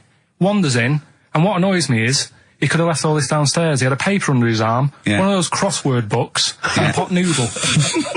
Now, I'm not being funny, but most of them take up quite a bit of time. A crossword book, he's not happy with just the one that's in the paper. If you're listening, if you are the builder that's listening now doing Karl's flat, what about pissing in the laundry basket? Lonesome Day, Bruce Springsteen on XFM 104.9. So, you've realised now that the builder could well be listening, knowing exactly who you're talking about. There's a chance of it. Do you know what I mean? Yeah. 'Cause I didn't think about it, but you're right, you know, was tuned onto that. I think he did flick it on, thinking about it, thinking back. If so, yeah, he's probably listening now. No, he probably isn't. He probably is for about half hour. If he's got any sense, he turned it to Heart or Virgin or Magic or something. But, you know, there is a chance. Good advice to the listeners. Yeah. If you've got any sense, if you finish your crossword puzzles. I think, you know, according to our figures, there's a 5% chance of him listening to it. Yeah. So, if we want to be accurate. Although he is in a house with it tuned to that, so I think it puts him right up to 50% straight But away. then again, Ricky's got a job of work, so why would he be listening to this show? Well, he's doing a crossword at the moment. Yeah, well. You better hope he's not listening. Well, I mean, they do annoy me. I'm sticking by it. Yeah, anyway, go about on. You builders. might as well keep digging. Yeah, go on. No, I'm just saying they do annoy me the way they wake you up at 8 and then. Well, that's when they start work. Because I told you, I mean. Oh, we'll leave that one then. Yeah. No, but it's like the other day when they came in, I always like to test them. Do you know what I mean? When I had some work done on the last flat that was in, right, that was renting, the builders were in, sorting the shower out and that. They woke me up about 7:30. Yeah. Right? Were you in the shower? No, all right. Good thing about cleaning this shower, there's never any hair down the plug hole. Yeah. Right. So, I left early to come to work, right? Sure. And I thought, I wonder what they're doing. I wonder if they have started. So I walked back to go back in. They'd left the flat and they were outside having a Starbucks. And it just annoys me that they couldn't do that first. Do you know what I mean? Have your breakfast first, then come and wake me up. But don't wake me up to then get me out of the flat and then say, right, let's go and have Well, breakfast. they've probably got to get in, haven't they? What for? What for? They can put all the tools in the little lobby bit. Do you know what I mean? Yeah. Just winds me up. Sure. Now the thing is, the guy today who's doing the tiling, well, that's narrowed it down a bit more, right? When I knew he was in there, I went out for a bit, had a cup of tea and a bacon butty, right, at a cafe.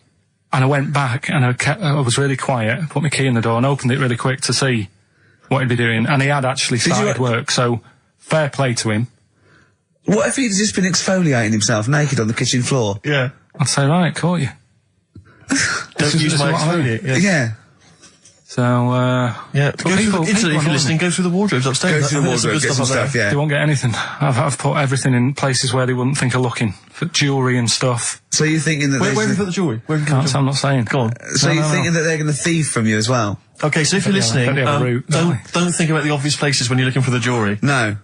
But I do things like, I would do things like, you know, just pop a little bit of urine, maybe in the salt cellar or something. Yeah. Just do something. I'd say what I do is I take the toothbrushes in the bathroom, just pop them in the toilet, flush it, and then take them back again, just pop them back in there. Leave them nothing. Leave them out. When they were coming last week, I brought the biscuits to work. Suzanne was like, no, You didn't really? no, mates. You no, brought I your did. I brought biscuits into work. No, it wasn't a tin. It was just a packet of good quality cookies. Good quality cookies. Oh. Yeah, you thought I'll be down if they're out Oh, there. God. But that's what Suzanne always says, don't know, you know, why you like this, because, you know, it's not as if you've been sort of harmed as a kid or anything. But I like the fact that you just once said to us that you don't need friends. You don't like friends because they're a bit of a pain. Because they call you up and they want to be with you. Yeah, but mates are a hassle. I woke up today, right, and I think it was might have been on 5 Live or something this morning in the bedroom, right? And they were talking about how it's Nelson Mandela's birthday, 80-odd, 20,000 people turning up at his party.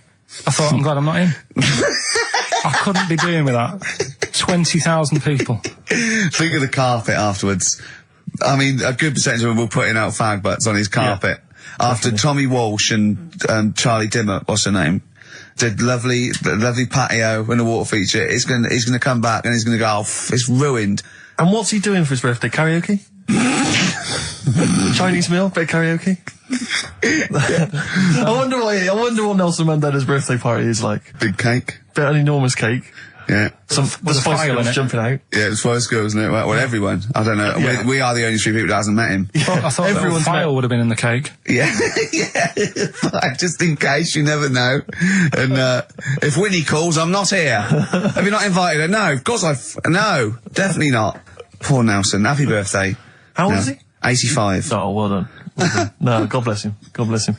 Oh, 85 today. Oh. Right, bit of songs of phrase next then, yeah? Do you reckon? Oh, really? What's that one? See you in a minute. Right. Silence is Easy by Star Sailor on XFM 104.9.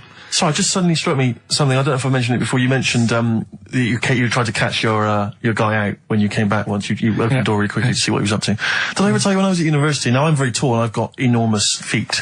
Size 14. Size 14 shoes. And when I was at university, everyone, it seemed to me, was wearing Dr. Martens. It was like you had to wear a pair of Dr. Martens. It was kind of the rule. Dr. Martens is too big for you. Yeah, so that's a big pair of Dr. Martens. That's where the myth of the old woman who lived in a shoe, I think, came from. People with my size shoes. Anyway, I just literally kind of moved to university. I'd been there for like literally a couple of months.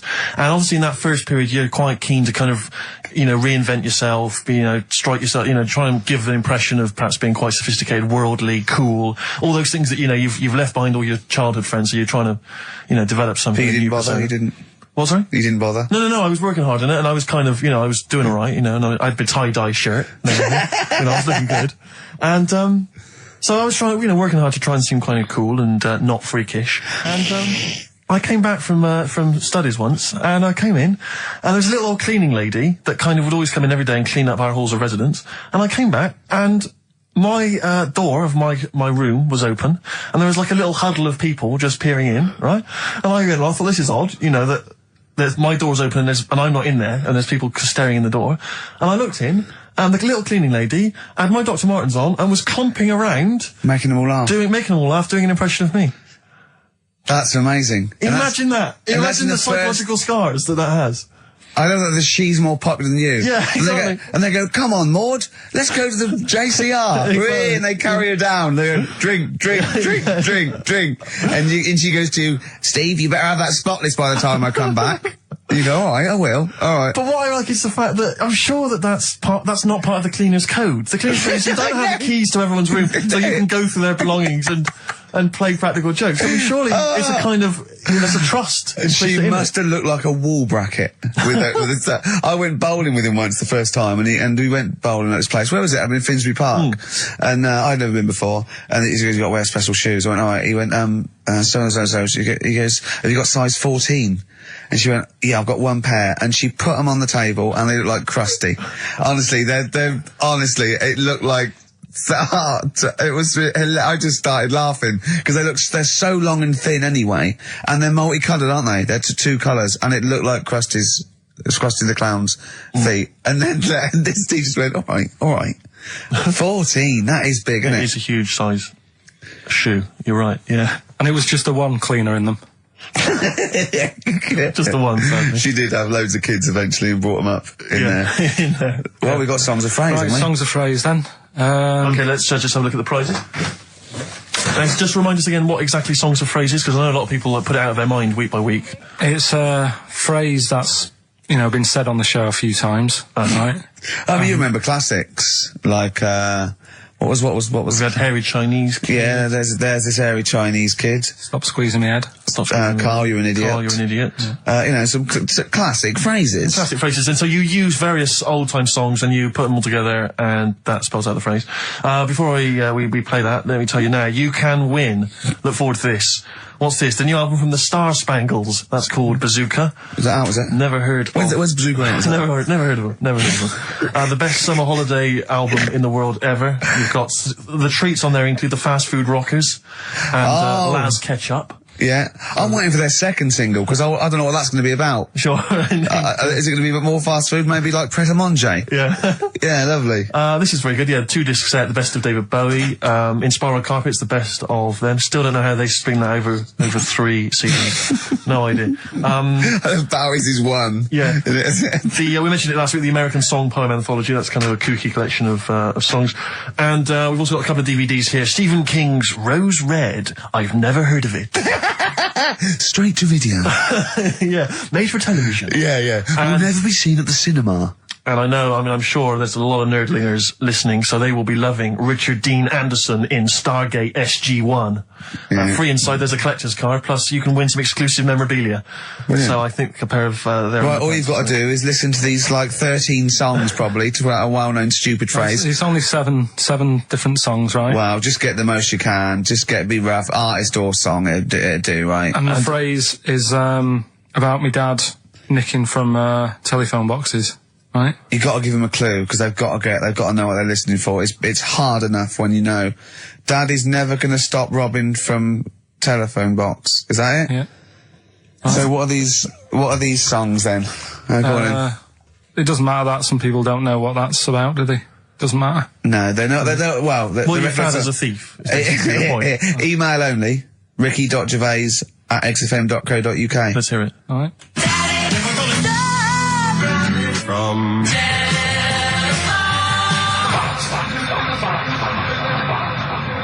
All right. Also not grammatically correct. No. But, so it's Daddy never gonna stop robbing from telephone box. Rubbish. Unbelievable. Play it again. I think we just need the song. That's all we're after. Yeah, just the songs. All right. From...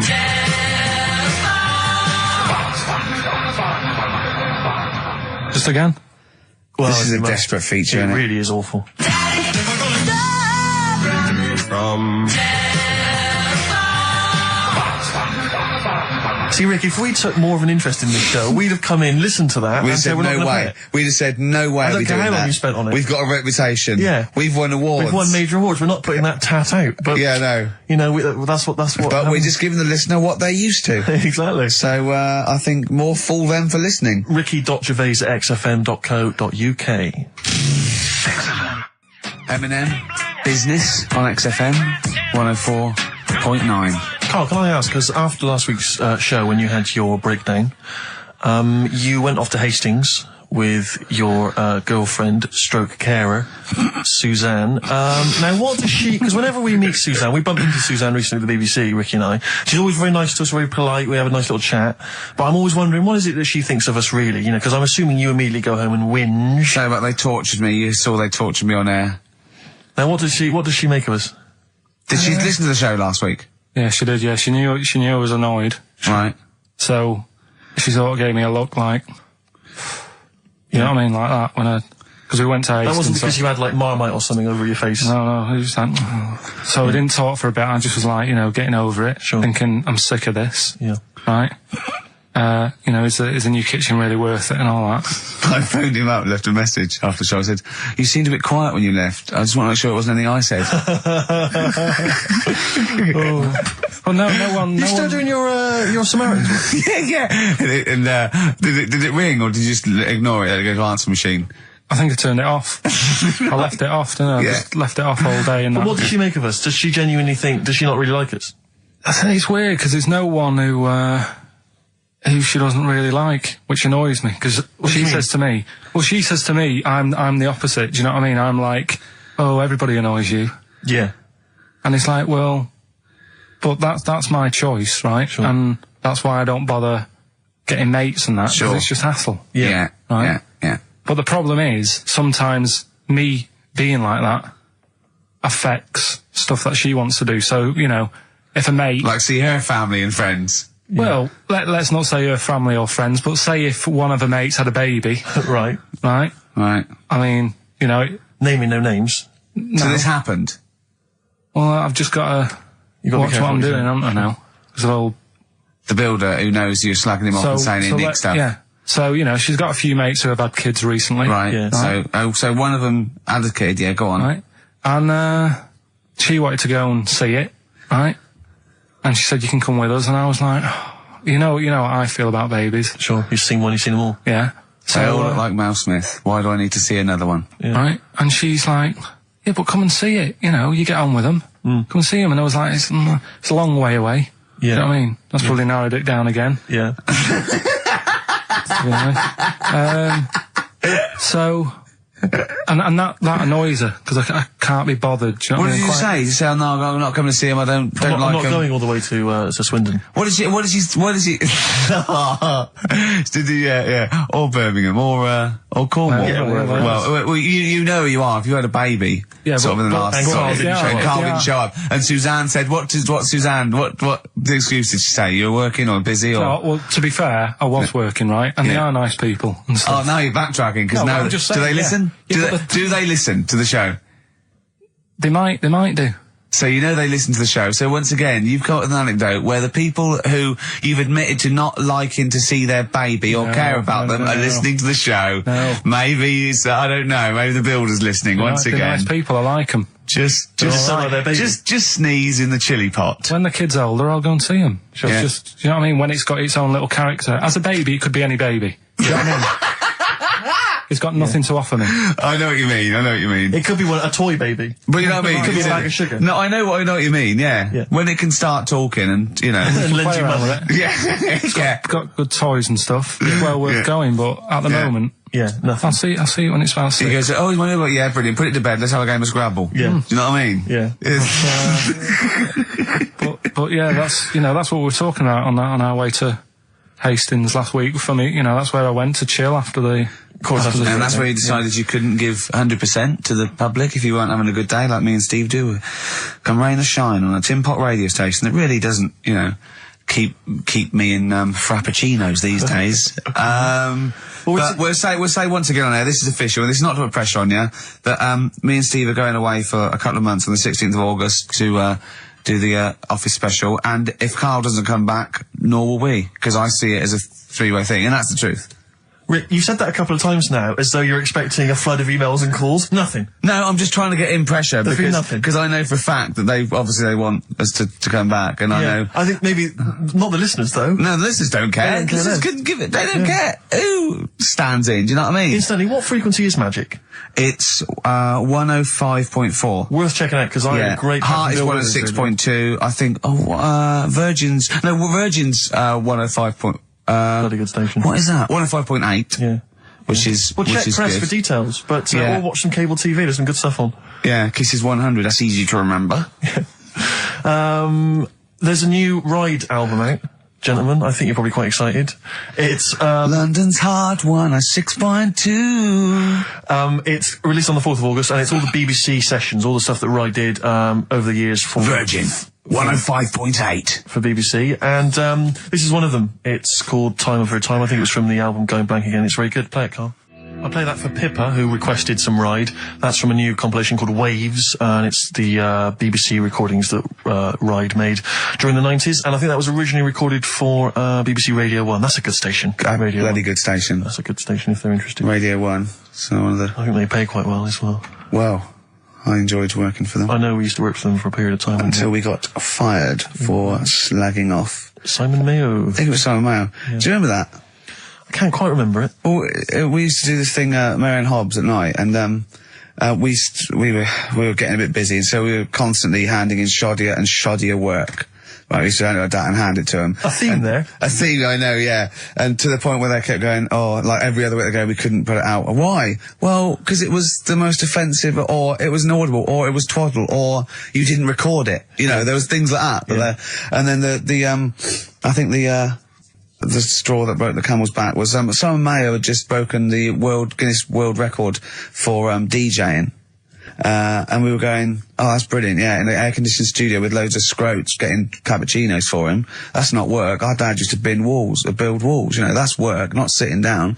If he wants to break a record for work, and we went off on things like, I know, We were going, we know birds who do leather stuff to feed their smack addiction. Yeah. That's work. Oh, that's I want to see Mayo on his knees outside McDonald's giving a rent boy a blowjob and all this sort of stuff. I want to see him hanging up in some kind of leather strap. In a Amsterdam torture garden with 13 blokes jizzing on him, all with beards. Yeah. But why aren't you still there?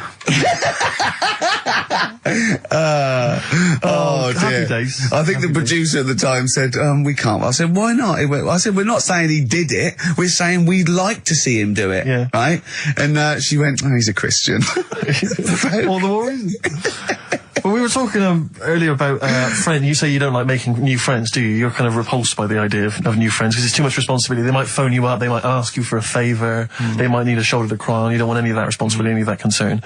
But I'll tell you what's worse than making new friends is when old acquaintances come out of the past. Oh, pop up. It really unnerves me because I'm constantly bumping into people who I just don't recognise. I know. And I've got this urge to be polite. I can never just go, I don't know who you are. I've always got to pretend. I've looked for clues. When they say, you still, I go, yeah, so I go, right, and what about so-and-so? I go, say, no, those two people, and it's like a saw in my brain going, I must know them from so-and-so. Yeah. Well, I went back to Bristol once, and I remember walking to the bus stop and seeing someone I recognised from school and walking all the way to the next bus stop just so I didn't have to stand there and make conversation because I just thought I've got nothing. Where's the conversation? I didn't know you bit. then. If you move, yeah. What can we talk about? We've got nothing in common except the fact that we went to the same school. I was on a train station platform fairly recently and a guy comes in and he goes, "Oh, Steve, how's it going, mate?" And I looked at him, stony faced, I had no idea who it was. But of course, I had to go, "Good, mate, good, how are you?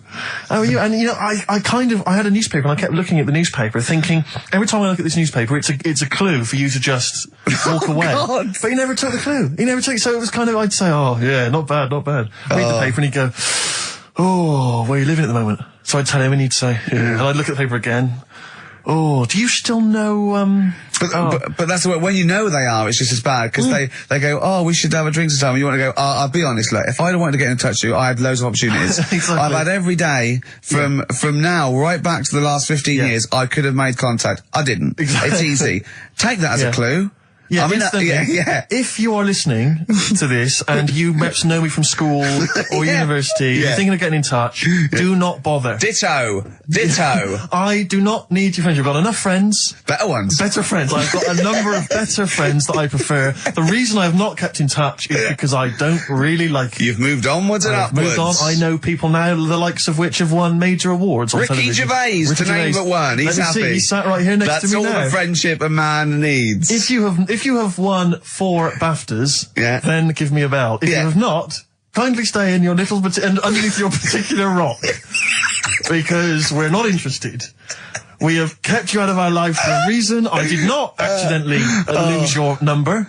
When I promised to send you a letter, it did not get lost in the post. Nothing gets lost in the post. Oh, yeah, exactly. Karl, what do you think of that? It's alright. That's that, but I'm honest with them though, when I see them. Do you know what I mean? I just say, "I don't know who you are, can't remember you." Not bothered. I'm not bothered. You know what I mean?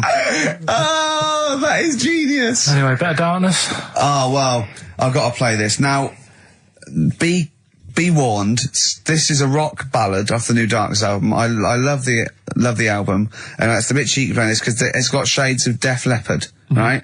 But there's a lovely balalaika bit in it, and it's quite a nice song, right? And it's the Darkness, and they can get away with this sort of thing for at least another 4 months. Radio 1. Cardigans, You're the Storm on XFM 104.9. If anyone from Heart or Magic or Radio 1 or Radio 2 is listening, could well be available come October. Yeah. All right? Please get in touch. Yeah. I think that my new TV is too big, Rick. I said that I know, when you I know bought what it. I was thinking. But I can't believe it. He talked about this buying it. He's got a bit of cash now, of course. And what is it? 42 inches? 42-inch plasma screen. What did it cost you? $3,000 or something? That's wow, huge. it's ridiculous. $3,500. Big spender. Of course it's too big. Well, I can't get far enough back in my living room for it. You know, you're meant to be, I think, 4 times the screen size away from it. Really? To get out from the air. So that's 4 times 42 inches you're meant to be sitting away from it, which is impossible. Yeah. Well, I'll have to just get friendly with the neighbours. Yeah, watch it through a hat. If that's the case, though, are you better off just getting a portable? What? I don't understand that rule. What are you saying? Well, you're meant to be 4 times the screen size away from the TV. But then what's the point in having a big telly if you've got to keep moving further back? Get a portable and sit right next to it. Is that how they sell it? Is that what they say to you? Well, no, it's a rule, but I do see your point. Why do people go to the cinema then? Did you see films that are out yet? Fair enough, he's got you there. Done. I'd tell you this, though. I had it delivered, and, are you supposed to tip delivery men? Of course you are. I don't know. I've never had anything delivered before. Not if it's a courier with an envelope, but if it's a bloke who's struggled up the stairs, two fat blokes with a fridge, then give him a $5 for a drink. But the problem was, I didn't realise, and I was thinking to myself, I wonder if I've got to tip him. And the guy was leaving, and my mobile phone went off in my pocket, and I reached in to get it. He put his hand out, thinking it was a tip. I went, it's just my phone. I felt terrible after he left. I didn't know. What was I going to do? Run down the street and offer him a $5? No, of course not. No, I'm not made money. I just spent it on TV. Yeah, I got no money, mate. I just spent it all on this. I had to clean out my jar, everything, the drawers. Yeah, I had to take some bottles back. The problem was, it took me forever to wire it in. I thought, I'm not going to pay for someone to wire it up, So it took me about 3 hours to wire it in, and it was huge, and I got it switched on. And the first programme that was on when I got it wired in was Bargain Hunt. I'll tell you this, David Dickinson's tan almost took my eyeballs out. It was incredible. It was like X-rays. So close. A huge plasma screen with this orange thing coming out, and he keeps turning to the camera, doesn't he? Just to get you. Yeah, he turns away. You get a bit closer. They go, "What's he doing?" He just turns around, takes the cornea off. What do you think? Bargain Hunt is Bargain Hunt. Oh dear, that's why I'd buy a plasma screen to watch Bargain Hunt. I mean, it's ludicrous. This is the problem, is because what do you watch? I mean, have you watched anything that's been worth having? The only thing I've watched really worth watching. 24. Well, 24 works great, but also films. Obviously, that's the main reason I bought it, because films just look amazing on the DVD on the plasma screen. So you're into films and that. It's just that I only, I've just got the 5 channels and flicking about. I'm not impressed. I mean, I can understand why more people listen to radio and stuff. Yeah. Well, not this one, but go on. Well, when was it? When was the last time I sort of sat down and had time, because I'm always busy doing stuff on that. Sure. Moaning takes up about 3 hours a day. When did Wimbledon finish? A couple of weeks ago. Right. Found myself sat there, right? I'm not having a go. I know we stopped Cheeky Freak of the Week and all that, right? So I'm not going to be having a go. Christ, I sat there. I'm scared. No, I'm not having a go. You've always got to remember that. Go on, just get on with it. Get on with it. I'll apologise after. I'm just saying, watching Wimbledon, it wasn't, one of the major games. It was little fellas in a wheelchair having a game. Little fellas in a wheelchair. Right. But for me, I mean, great. They're doing a sport and everything. Don't put it on the telly. What was up with it? There wasn't like, a rally going on. No, do you know what I mean? Do you know normally, Christ. Like with the well, not to Endman, but with some of the other, with some of the other players and that, they're playing for ages, aren't they? It's like, who's going to win this and that? Yeah. None of that. It was just like, hit it, net. Oh, Christ! Oh, God! I don't know what to do! And people would, like, sat there watching it as well, when they've got other games going on in there. That's what I couldn't understand. If you've paid your money to get in... Yeah. I mean, like I say, good on them if they... Do you know what I mean? But it would have been... And they will start first in the marathon. I just thought it would have, give them a game of swing ball or something. Yeah. You know what I mean? No, yeah, I understand. Oh, God. Yeah. There's never anything XFM in the community. Can anyone confirm, actually, I had an email earlier, swing ball? No, I'm not having a go, though. Tell them. This is what I'm like, aren't I? Sorry, this is recording you as well. What do you mean I'm not having to go tell them? Do you think you just said that to me? Do you think you haven't got a microphone? You just said to London, keep wheelchair sport off the telly because they can't get a rally going. You called them little fellas in wheelchairs. What? And I meant to go, what Karl meant was... What? I mean, what? They can hear you as well. Yeah, I know. It's just that they might think that I'm having a go, and I don't want them to. That's why I stopped Cheeky Freak of the Week, because some people got the wrong end of the stick. Right. And what have you. So, well, it was funny that a woman was born with deformed legs. They might think you were taking the mick.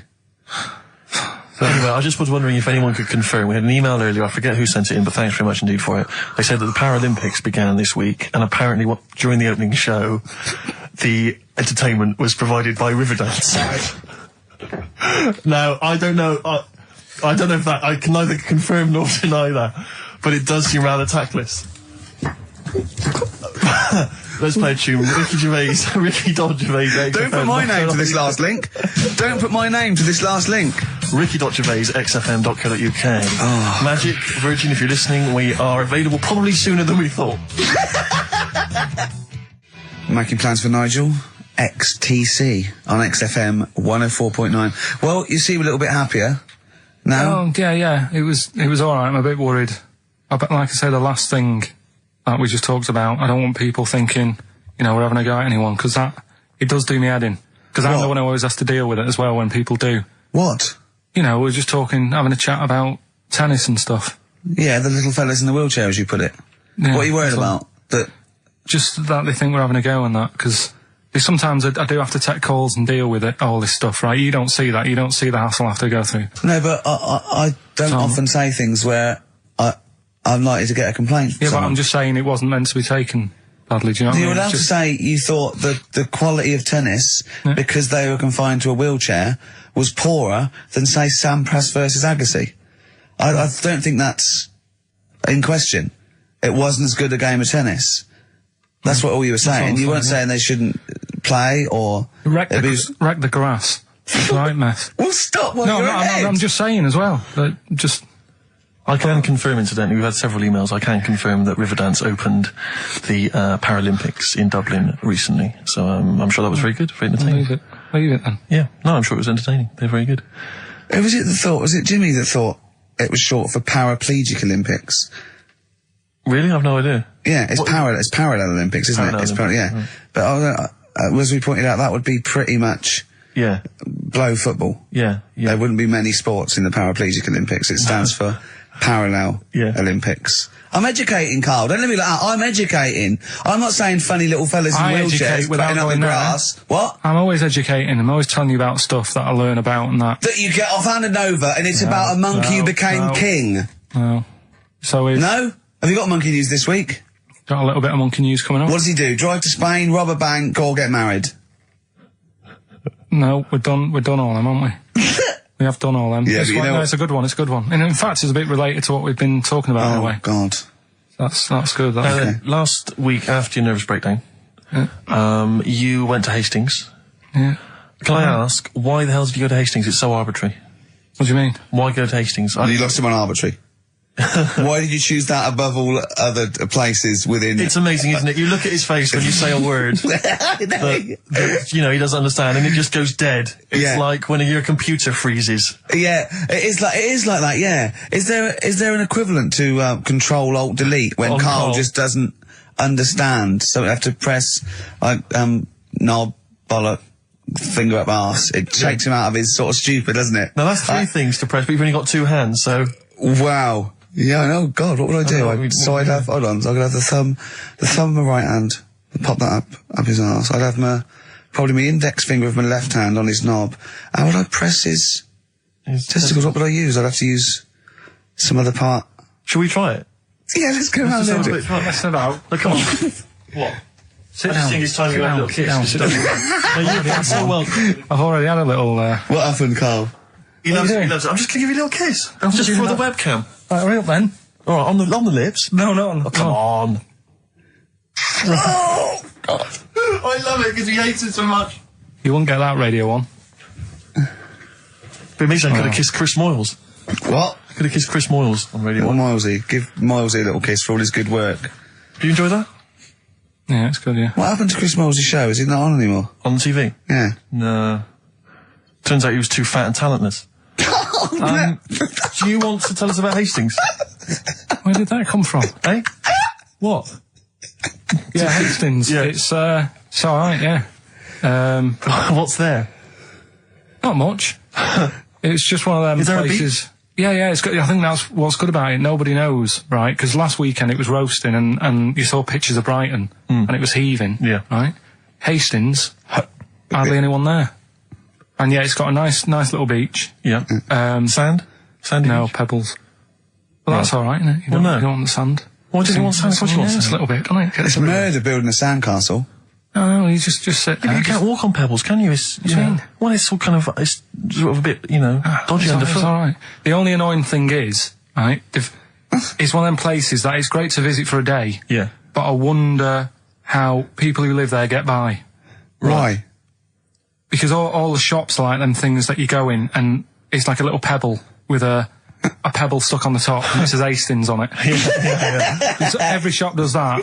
If you want bread and milk, You're done for. it's murder. Yeah. There must be a supermarket. I didn't see any. Seriously, it's all novelty things like that. Yeah. And then when I got back into London... Their houses. Yeah. Just covered in pebbles and like seashells and stuff. Oh, not rock for tea again.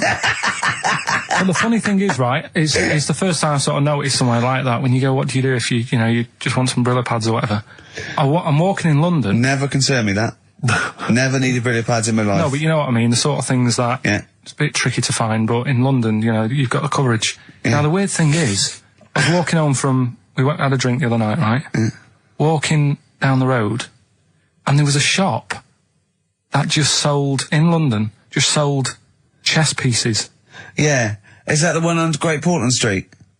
Round the corner from it. Yeah. Yeah. But I think that's mental. I remember being in Brighton once and seeing a shop, and all it sold was the foam you put inside cushions. Yeah, there's one of those at Pentonville Road. But I don't know who opens a shop like that. I know where these I'll tell things you, are. There's a hole in the market. Yeah. What was that shop we walked past yesterday? And it was like something really, really... chef uniform shop. Yeah.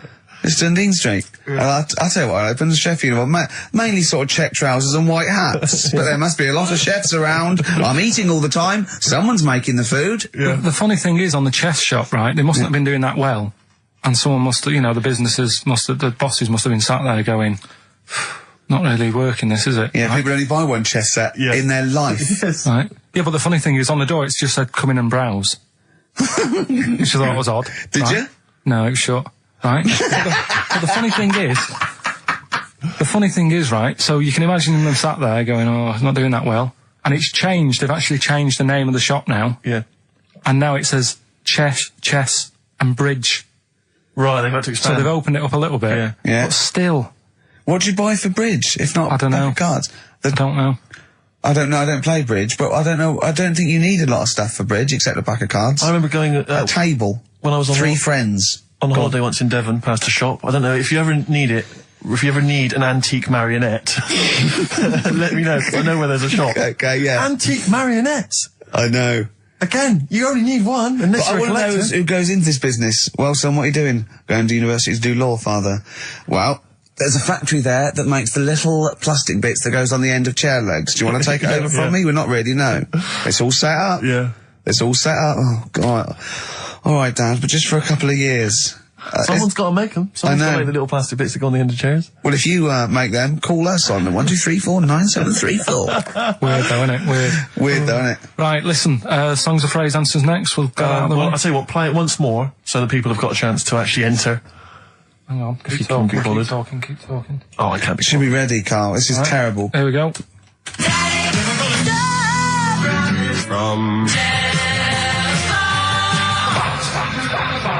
Right. That is the well-known phrase, Daddy's never gonna stop robbing telephone box. The well-known phrase. And we're looking for the songs, I think. I don't care. All right. Libertines on XFM 104.9. I'm Ricky Gervais. With me, Steve Merchant. Over there is Karl Cayman Pilkers. I'd be great for Heart. You really would. Wouldn't I? You really Virgin, I'd probably. BBC Radio 2 would be my first. All one. Late night station. one would be good. All good stations, all professional stations. Yeah, 4 All weeks to have an go. audience, all have 4 an weeks to audience. go before we may give up or we may come back. Who knows? It's all up to Karl Cayman Pilkoids. Can I just extend an apology? I was a little bit crass earlier, and I made some unsavoury remarks about Radio 1 DJ Chris Moyles. I'd like to apologise. Funny man, Chris Moyles. I would like to apologise for that, but it gave me an idea. You, the listeners, who do you hate? email in ricky.gervais@xfm.co.uk. I just think that we've never really used XFM as a kind of, as a research tool, really. And it seems to me that we can get great opportunity. And it's this, we don't sort of do this thing. We don't go on there and sort of like slag off other people and people in the public eye. Well, we pick on targets that can't fight back. Helpless, the elderly, you know, people suffering in some way that really, and particularly we don't want to pick on people like Chris Moyles, who's got a big platform, much bigger platform. We want people who can't answer back. Yeah, so, who do you hate? That's us. Who do you hate? And I don't want people you went to school with or your boss. Do you know what I hate, Steve? Who do you hate, Rick? Right, my top three, just in your top three, would be Hitler, Mussolini, and General Pinochet. Really? No, probably Moylesy, Harry Potter and Jamie Oliver. Nice. But what are your top three? Now, don't make them comical, don't make them... These are the people that wind you up. When you see them on TV, if you hear them on the radio, if you see them in a magazine, they just... they make your kind of blood boil. It might be us. It could be us. Well, I'm expecting that. We know that we're not stupid. We could take it as read that it's us. Yeah. And then if anyone other let's than us, assume it's us, so we want other people. Yeah. But I want to draw up the top 5 people. I don't want to hear things like Tony Blair and Jeffrey Archer and fascism. No. Just people who make your flesh crawl for no fault of their own. Well, really? Well, sometimes their own, because they're talentless or fat. But that'd be good. That'd be a good long-term poll over the next 4 weeks. And then in 4 weeks' time we go, well, we're off. We're in the top 10. Exactly. But here are the other 9. So I think it's just genuinely going to be quite interesting. So ricky.gervais@xfm.co.uk. Maybe who you hate and why. It's like giving a reason in the diary room. Yeah. You can't just nominate someone. You've got to say and why. Sure. But if you can't be bothered to write and why, just nominate. Yeah. Because that means we've got a lot of reading to do if they start doing that, Rick. Yeah. Keep it down to one sentence. Yeah. You know, so the reason to be so-and-so because they can't walk. Something like that. Sure. Maybe. Now then, we were playing earlier Songs of Phrase. We have had... I mean, the answers I could literally count on the fingers of one hand. Now, the right answers, even less so. But, do you want to play it once more, Karl? Oh, God.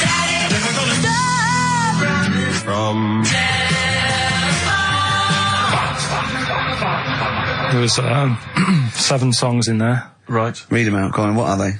It was have you got it written down? I can remember them. Daddy Cool. Right. Boney M. Yeah. Never Gonna. Gives You Up. Rick Astley. Yeah. Never Gonna. Write them down. Stop. Sam Brown. Right. Stop. Robin was Miss Robinson by Simon and Garfunkel. Mrs. Robinson. Yeah. Hang on a minute. That's not Robin. Oh. From Russia with Love, Matt Monro. Right. Telephone hanging on the telephone, Blondie. And then Box, Living in a Box. Living in a box. Well, listen, no, I don't think anyone got them all right. No. If you did get them all right, I'm sorry, but I gave up checking the emails a long time ago. So, I'm going to give it to Michelle Flower, because she got a few of them right.